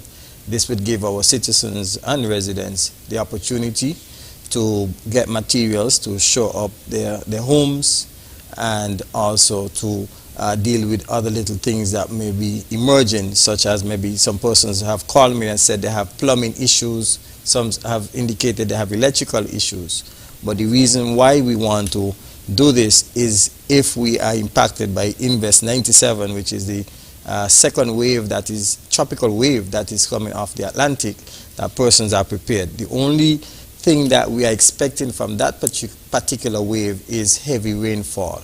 And as a result of that, we want persons to continue to prepare for the hurricane season. You know, inspect your roof, inspect your guttering, your drainage systems, ensure that you have the necessary to protect your electronics, have a plan for your family, have a plan for your business place, so that you could take action. So yes, there is a recommendation before the Cabinet Secretary for action by the Cabinet, and hopefully the Honorable Prime Minister. I was hoping we could have pushed it enough so that Prime Minister could have announced it tonight. However, I'm hopefully Prime Minister can announce it tomorrow if necessary. All right. There was a question there about quarantine and vacation in place. Sure, there is something called, and to the general public, there is quarantine and there is vacation in place. There is two total different things. Quarantine is whereby you go to this particular facility that has been designated as a quarantine site where you actually have limited or restrictive movements. Therefore, you go into your unit or your room and you are there and you are not able to move. No, we have a tourism product, and the reality is we had to remain competitive in our tourism market. So therefore, we had consultations with the hotels, and based on the protocols, based on the services and products that have been provided by the mother company in larger countries that were actually going through the pandemic themselves. In this regard, we developed robust protocols to be able to provide what we call vacation in place. What does this mean? It simply means that tourists who are desirous of coming to St. Kitts and Nevis will be able to access amenities within the hotel itself. For example, they may be able to go to the pool, they may be able to go to the restaurant and dine, they may be able to access the beach, they may be able to go and access other amenities offered within the hotel setting alone.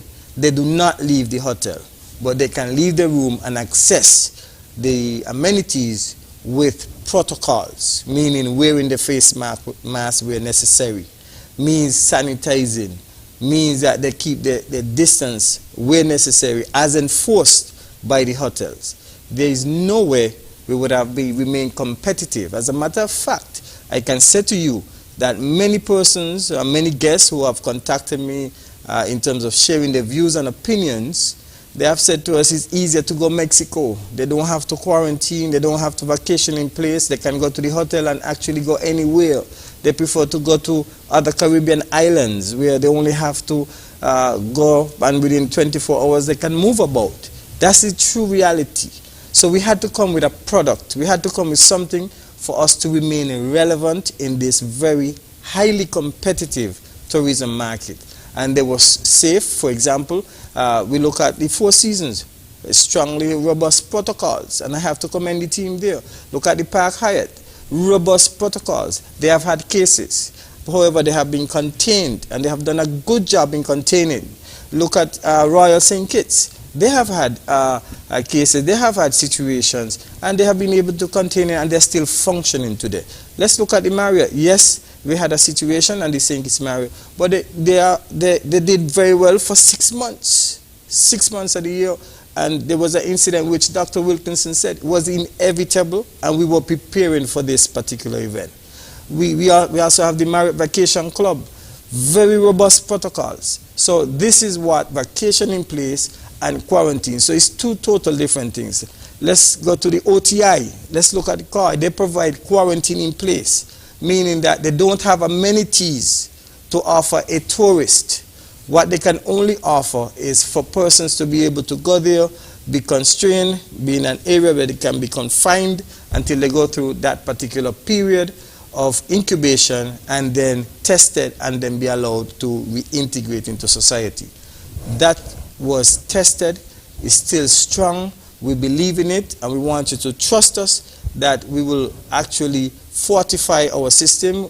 We are going to do an after-action review after we flatten this particular curve, and we are going to learn and be more resilient going forward here in St. Kitts and Nevis regarding our tourism product, regarding citizens, residents returning to the Federation. Thank you. Thank you so much for answering those questions, Mr. Abdias Samuel. I'd like to take this opportunity to remind the callers again, the lines are open and you can call 466-2666, 662-8674, 767-4765, 1-239-645-4500, and you can send your questions on WhatsApp at 661-5683. If there is a caller, please ask your question. Hi, good night. I would like to congratulate the task force for doing an awesome job, especially Superintendent of Police, Mr. Kwame Henry. Mr. Prime Minister, you should consider him for the position of Commissioner of Police for his excellent performance. He has proven himself to be better than the rest, and I believe he deserves to be awarded. Thank you. Thank you so much. And the recommendation. Thank you so much for your question, caller. Do we have another call? Yes, good night. Good night.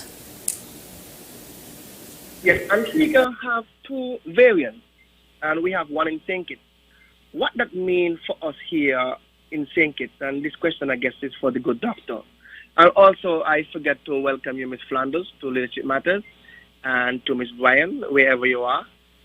We look forward for your return. Also, very quickly, Mr. Samuel, in terms of the partial lockdown, could there be any consideration for doctors and dentists to be open, even for a short period of time? I'll continue to listen. This is Bucky. Thank you so much for your question, Bucky, and thank you for welcoming me. Caller, we have another caller. Yes, good evening. Good evening. Welcome to Leadership Matters. My name is Elvis Mills, Dr. Elvis Taxi Service. This question going directly to the Prime Minister, the head of state. For some time now, we've been battling with this corona, roughly 15 months or so. And we should learn from some of the islands like Angola. Grenada had a problem with the hotel business. And there was something happening the ending of May. to do with the case that caused the spread, they said. And it's surprising that this thing was growing up from less than 100 to up to 300 or something. Why suddenly Friday evening, the Prime Minister shut the country down from Friday evening and from Sunday afternoon? Notice, when the bank them closed, you get a notice in the night. I want the Prime Minister to answer me. He couldn't answer now, but why people got the debt to their life to live? You got people living hand to mouth because no salary coming in for some time now. You shut the country, and your comments that if you go to the supermarket and you can't get what you want, go fast. But here, God, people fast from the Spirit of God. You can't decide people must fast on their own. And I find the Prime Minister very disrespectful to all with the ordinary people in this country. And I'm very annoyed with some of his comments, and I'm going to take him on personally, openly, in the presence of himself. Because I find him insult people in a diplomatic way. He must stop it. And I'm very annoyed. Caller, thank you so much for calling and asking your questions. Please be reminded that we are trying to get as many questions in as possible, so try to keep your questions brief. Do we have any other calls? Okay, we don't have any other calls, so what we will do is we'll take a quick break and then we will get back to you.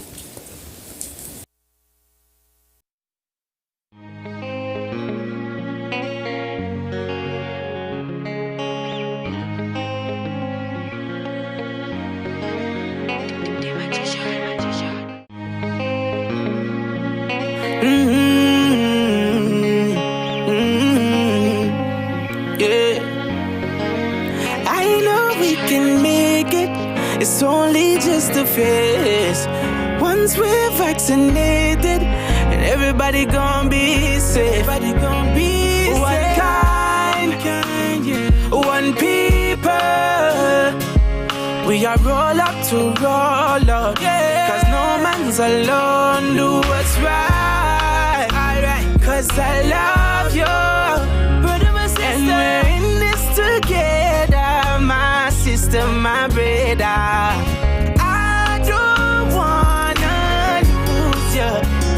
I love you too much. I think it's better for us, yeah, yeah. It's better for us, yeah. I don't wanna lose you.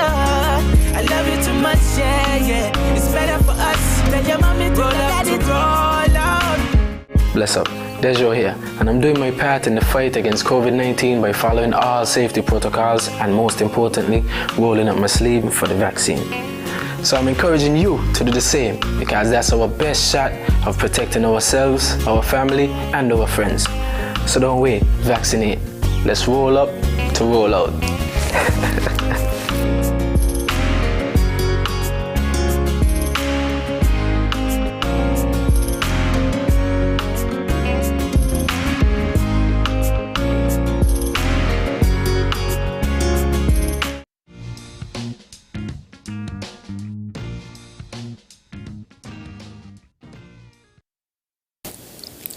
Good evening and welcome back to Leadership Matters, this program hosted by Prime Minister of St. Kitts and Nevis, Dr. the Honorable Timothy Harris.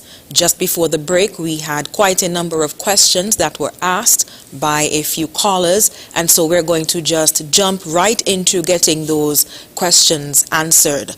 We had a caller who spoke directly to the Prime Minister before the break, so Prime Minister Harris, I'll allow you to go first. Thank you. I want to thank Dr. Elvis, my good friend, for calling in.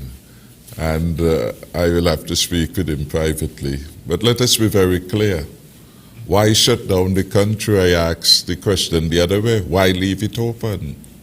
We have to shut down the country as every other country has done when we have spikes of an extraordinary nature in relation to the COVID-19 cases. It is clearly a demonstration that the free flow and the free movement of persons would have added to that increase.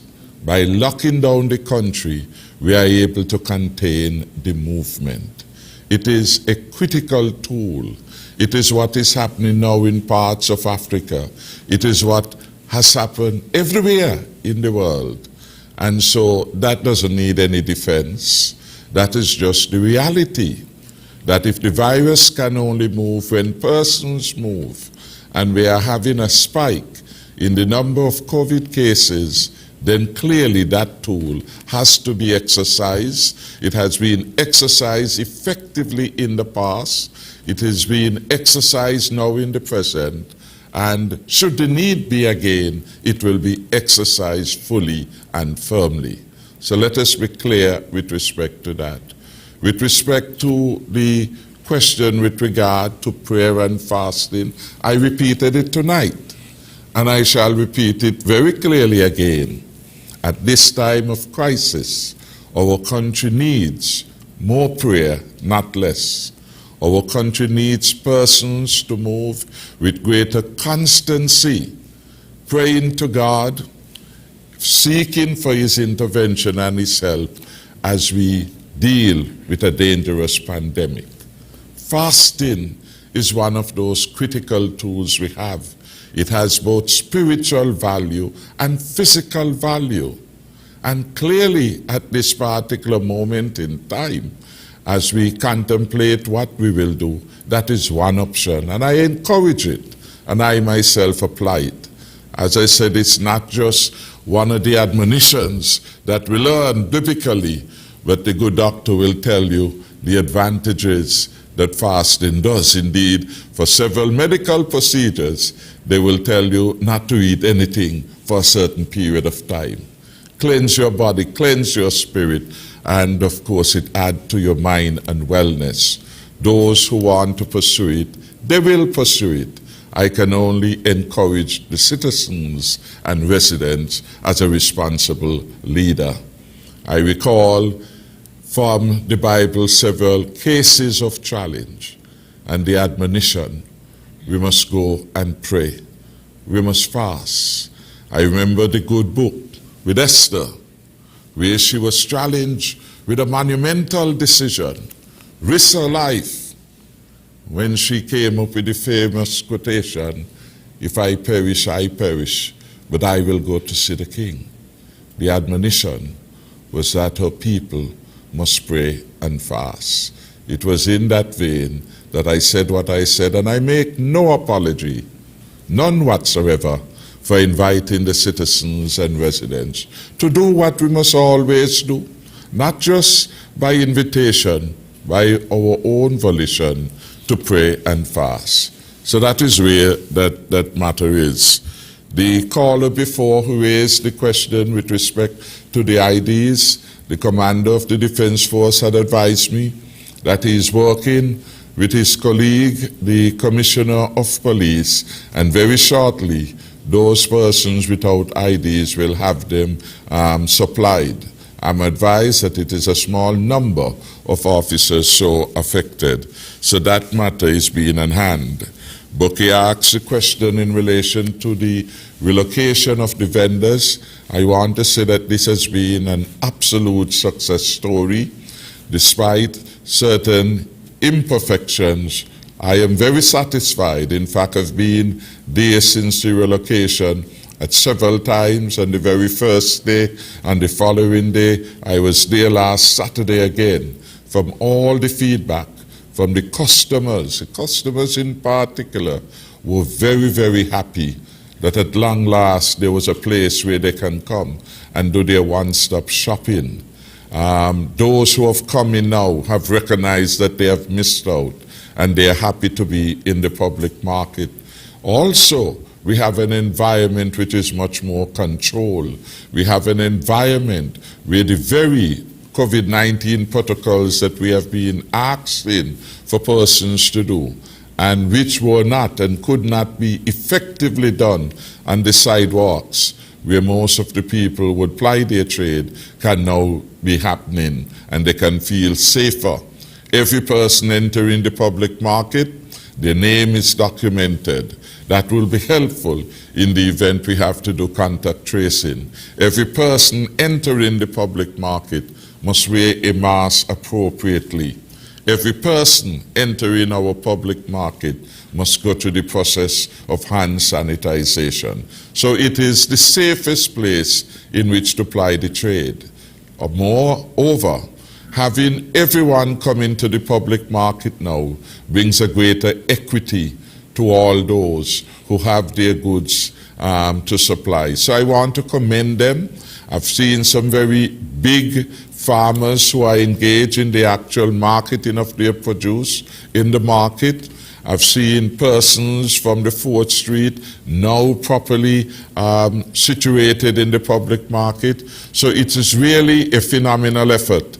And I want to commend Permanent Secretary Ron Collins, who have taken up this in a very organized and constructive way. I want to thank Senior Officer at the Department of Agriculture, Mr. Ian Chapman, and his team for doing a wonderful job in ensuring compliance, in ensuring that all who request a stall at the market, that has been provided. From all my interaction, it has been a wonderful experience, and some persons are wondering why that event did not happen. It's been many years. In fact, it's for a very long time. Persons have been making the request that what was happening in our streets was not a sustainable endeavor. COVID brought many challenges, but it also brought this wonderful opportunity for us to get the vendors where they are best suited. I would say to the public that no vending will take place on the street of Bastille. We have now found a suitable place. Additionally, we are going to identify, indeed, Mr. Farrier, who heads the team that hitherto had been considering the relocation of vendors. That team is hard at work. They had provided some recommendation for additional marketplaces for persons to do their vending. Those will be pursued, but we will not get back to that state that everyone knew was not a sustainable one. We are also looking as part of the medium term to have some attractive spaces around the country so that farmers will not all need to come into Bastille in order to make a living. We are going to have very attractive places for the vending to be done around the country, and of course everything we do will have to be compliant with the COVID-19 protocols. Thank you, Prime Minister Harris, for answering those questions. We have a few more calls that we're going to take. Caller, you're on the air. Hi, good night. Good night. Hello. Hi, yes, we can hear you. Hi. I'm very disappointed in what you did in terms of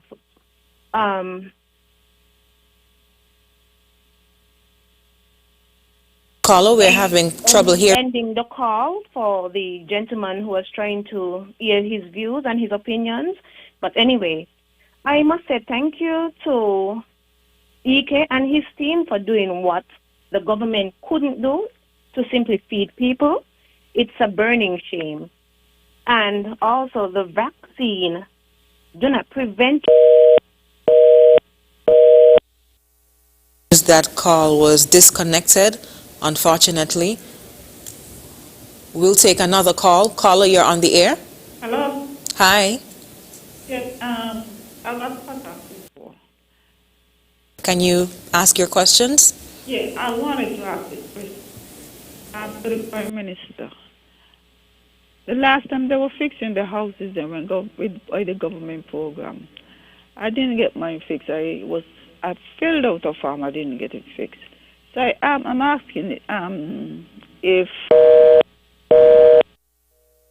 it seems we're having a bit of technical difficulties there. The call was disconnected. Caller, if you can possibly call back, try calling back in again. If there is another call, we'll take another call. Caller, you're on the air. Welcome to Leadership Matters. Good night. Good night. Your audience, and good night to the Honorable Prime Minister and his team of panel. I would just like to ask a question to the Prime Minister. You indicate to the nation that we are into a state of emergency for 6 months. What did you indicate from the 6 months of state of emergency to see what the curve of this virus, what is a man-made plan that we are working from? Because I see that the emphasis that you all are carrying out is the work for the Freemason, and instead of making sure the people them understand what the farmer that are bringing forward from these plans that you all are carrying out is not to safeguard them, but to keep them in subject poverty and in keeping them in the way of totalitarian rulership. And I would like to know that if you are a member of the Freemason, you all have a safe night. Okay, caller, thank you so much for your question.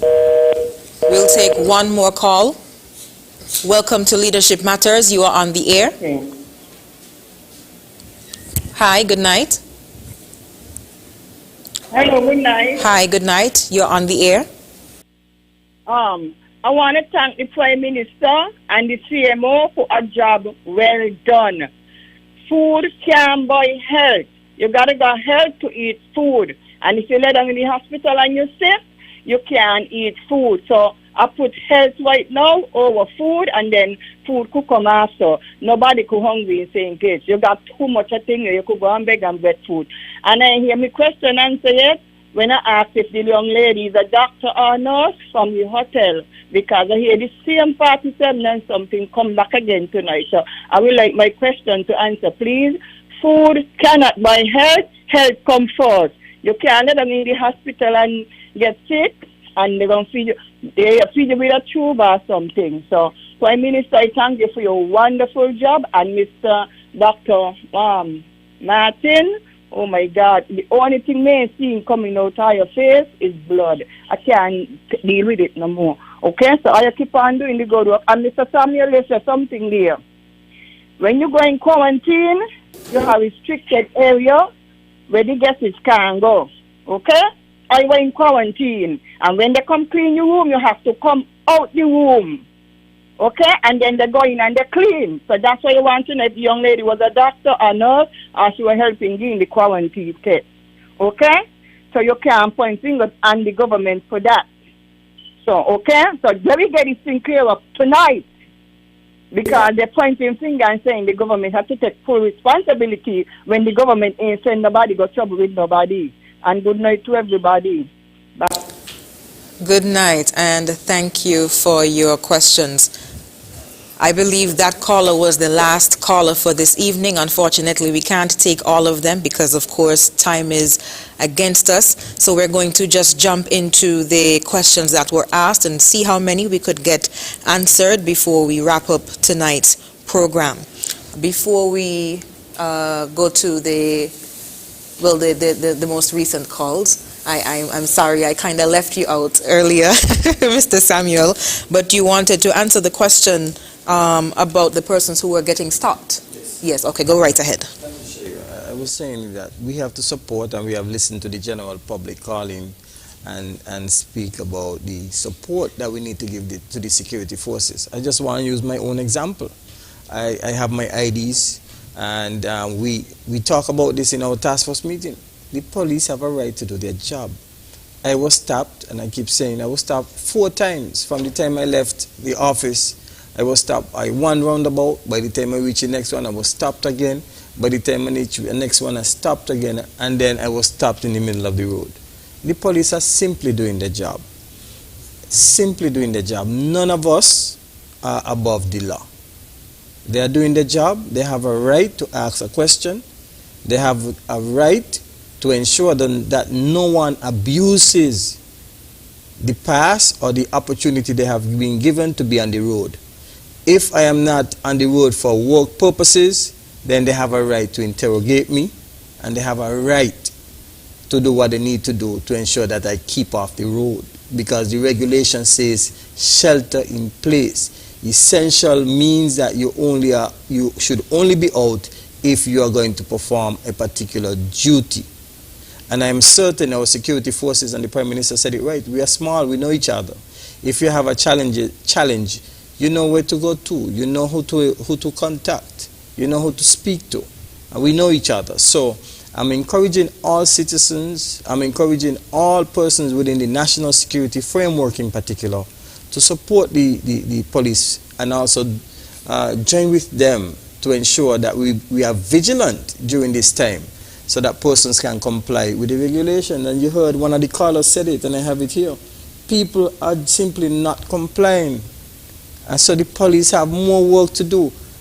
And they still have to be careful because we are in the context of COVID-19. They have to protect themselves.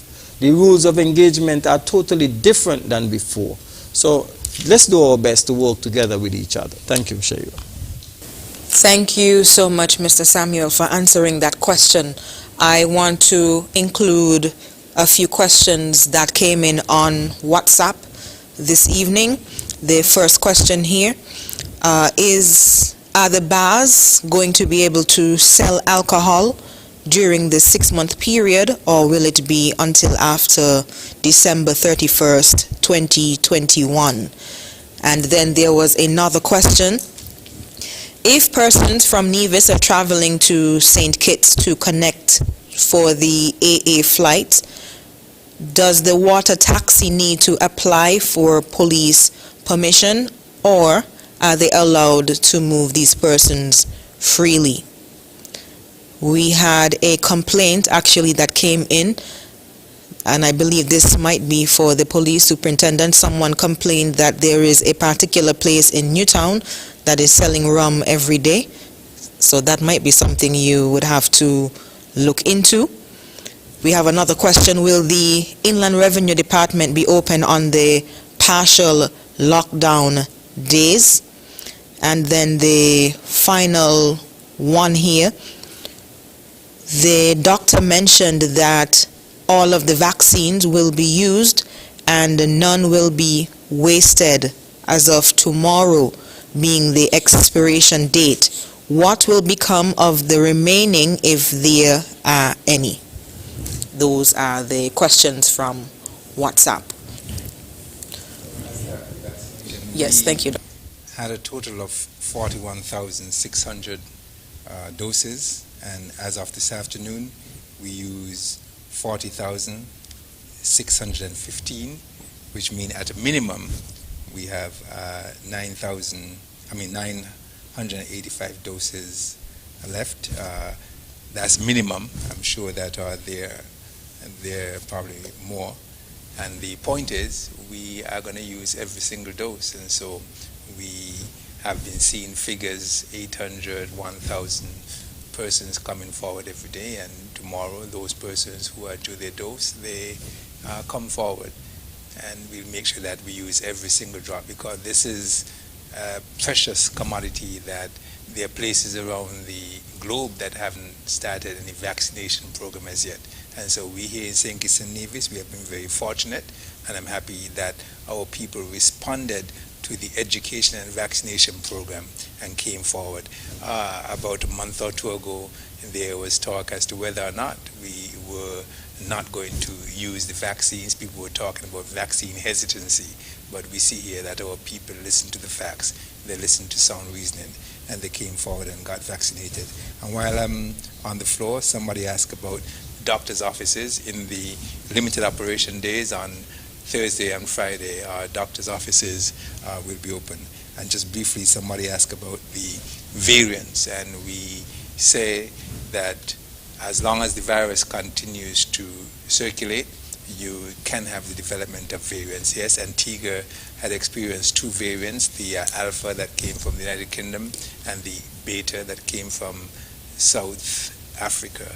We here in St. Kitts, we have the Lambda variant, which is a variant of interest, and these variants, they have an increased ability to spread, although they're not associated with any more severe disease. However, if you have a variant that has an increased ability to spread, it means that you would have more persons who would become infected. And so although it may not cause more severe disease, if you have more people with mild and moderate disease, then you can also have deleterious outcomes. And so the most important thing is for us to do what we keep preaching, that you need to do to protect yourself.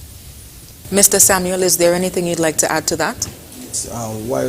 Just to add to what Dr. Wilkinson would have said, using Antigua as a reference, Antigua would have taken almost over 100 and something, would have taken almost a year and a half to recover from the impact of the virus. And what we are trying to do here with these lockdowns is to restore a state of normalcy to St. Kitts and Nevis in a shorter time period, so that we can get our people back to work, so that we could also get the tourism product back at the level or higher than what we had it before the lockdown, and also to ensure that we protect lives, because as the Prime Minister said, that's basically the main priority, to save lives. So if we leave the country open up like this, then we would have seen an overrun of the health system, an overrun on the economy, then we would have seen more people dying, and then we would have had a challenge where persons would not have wanted to come to St. Kitts and Nevis. And hence the reason that the government, under the leadership of the Prime Minister, took the hard decision, the difficult decision, to lock down the country. And that's why we went a methodical process. We went into this having a partial lockdown, and then we went into the hard lockdown. However, let me say, what we are witnessing today is the success of the initial actions taken. So by the next 2 weeks, we could actually say we are going to be at a state whereby we can comfortably open the country in a very safe and methodical way, so that we can restore ourselves to where we were before. Thank you, Shayo. Thank you so much. Yes, Prime Minister, go ahead. Question about the bars. There is no need for confusion. The 6-month state of emergency has nothing to do with bars. The question of bar closure is the matter dealt with by way of a specific regulation for a period of 14 days. So the bars were operating normally until we entered into the regulation, which specifically prohibited the sale of alcohol, particularly by retail.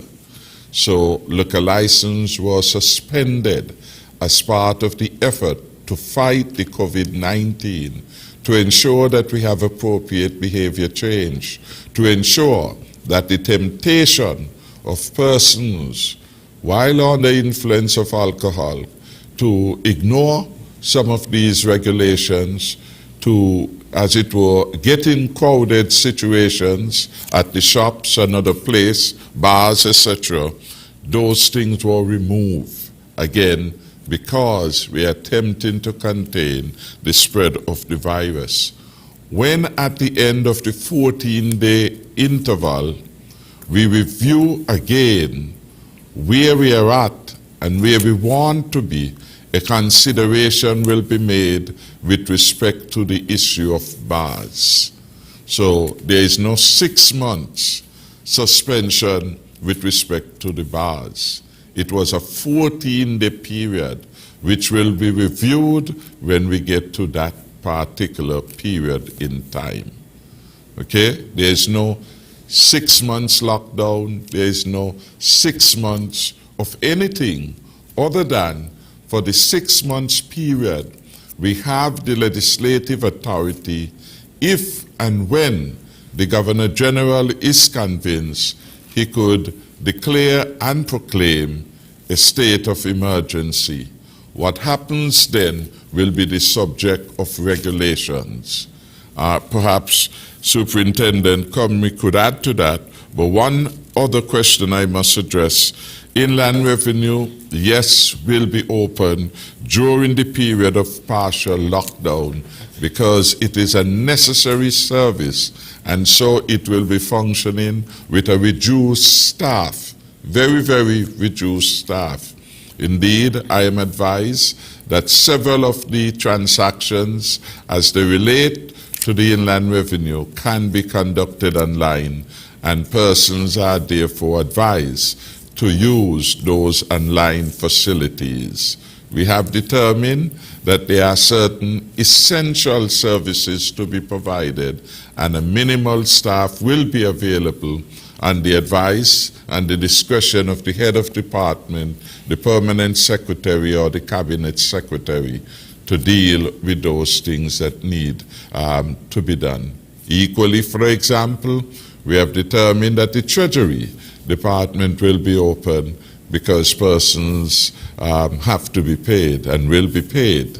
We have determined that the Human Resource Department will be opened, again, all scaled down to be able to facilitate transaction as they relate to payroll.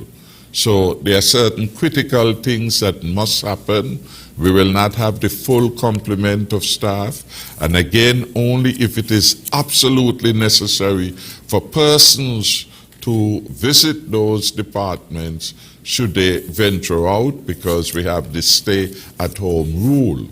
But the government employees form part of the broad essential services domain, and the regulation provide a mechanism by which one will determine who will be available on days of limited operation. Similarly, the public market is open on days of limited operation for that period of time. A very limited staff will be available to manage the process, ensure the protocols are being complied with. And the permanent secretary and his head of departments will determine, of course, who will need to go to provide those essential services.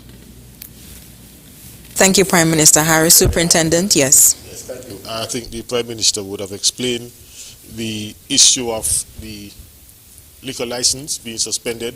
He's correct. Liquor licenses are not suspended until December 31st. That particular provision is guided by the regulations, and this current regulation will be expired in 14 days. And so unless there's an extension or renewal of the regulation, then your liquor license, your liquor premises, the licensed premises would be allowed to operate again in a short time. I want to address the issue of the water taxi. The question was whether or not the water taxi would require permission from the police to operate. The answer is no. The water taxis, those operations are governed by the various seaport authority, whether NASPA or SCASPA. Who needs permission are the persons who are traveling. The current regulations places restrictions on travel between St. Kitts and Nevis and only provides for travel of essential workers or for essential purposes. Therefore, persons who are using the ferries or the taxis between St. Kitts and Nevis, they would require permission from the Commissioner of Police in order to board these taxis.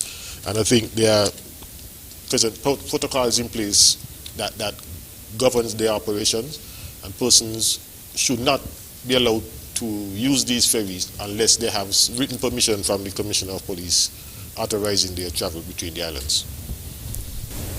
Thank you, Superintendent. Do you have another one you'd like to answer there? Yes. I have another one. Yes. You were mentioning earlier you had another.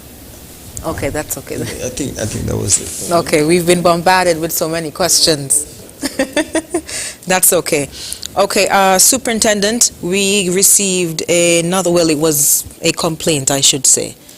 Is that something that you'll be looking into? About the thing in Nevis, the bar in Newtown? Yes, I think it will. We welcome these complaints. We will definitely check it out. If the person could contact me to be more specific. We ask the public all the time to assist us with information, these type of informations where they see illegal operations or things that are happening that are not to happen. We ask that you be our eyes and let us know, and we would address them. We cannot see everything, and so we ask you to assist us in reporting these things when you see them, because they do harm to all of us. If a bar is operating and persons are congregating in the bar, that is an opportunity for the virus to spread, and all of us will be affected. So if you see something like that happening, it is in everybody's best interest that you report it, and we will definitely act upon it.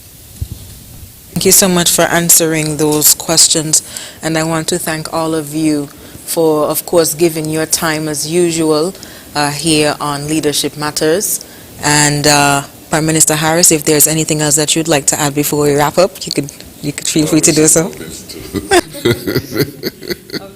thank you so much.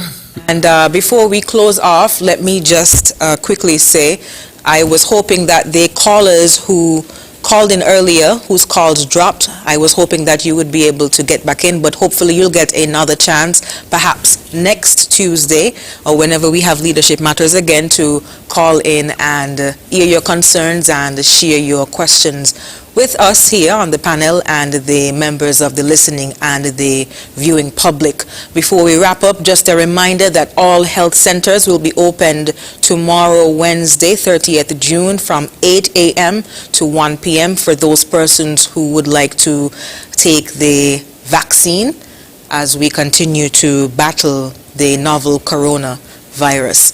And with that said, we close off this another edition of Leadership Matters. I have been your host, Shaira Flanders.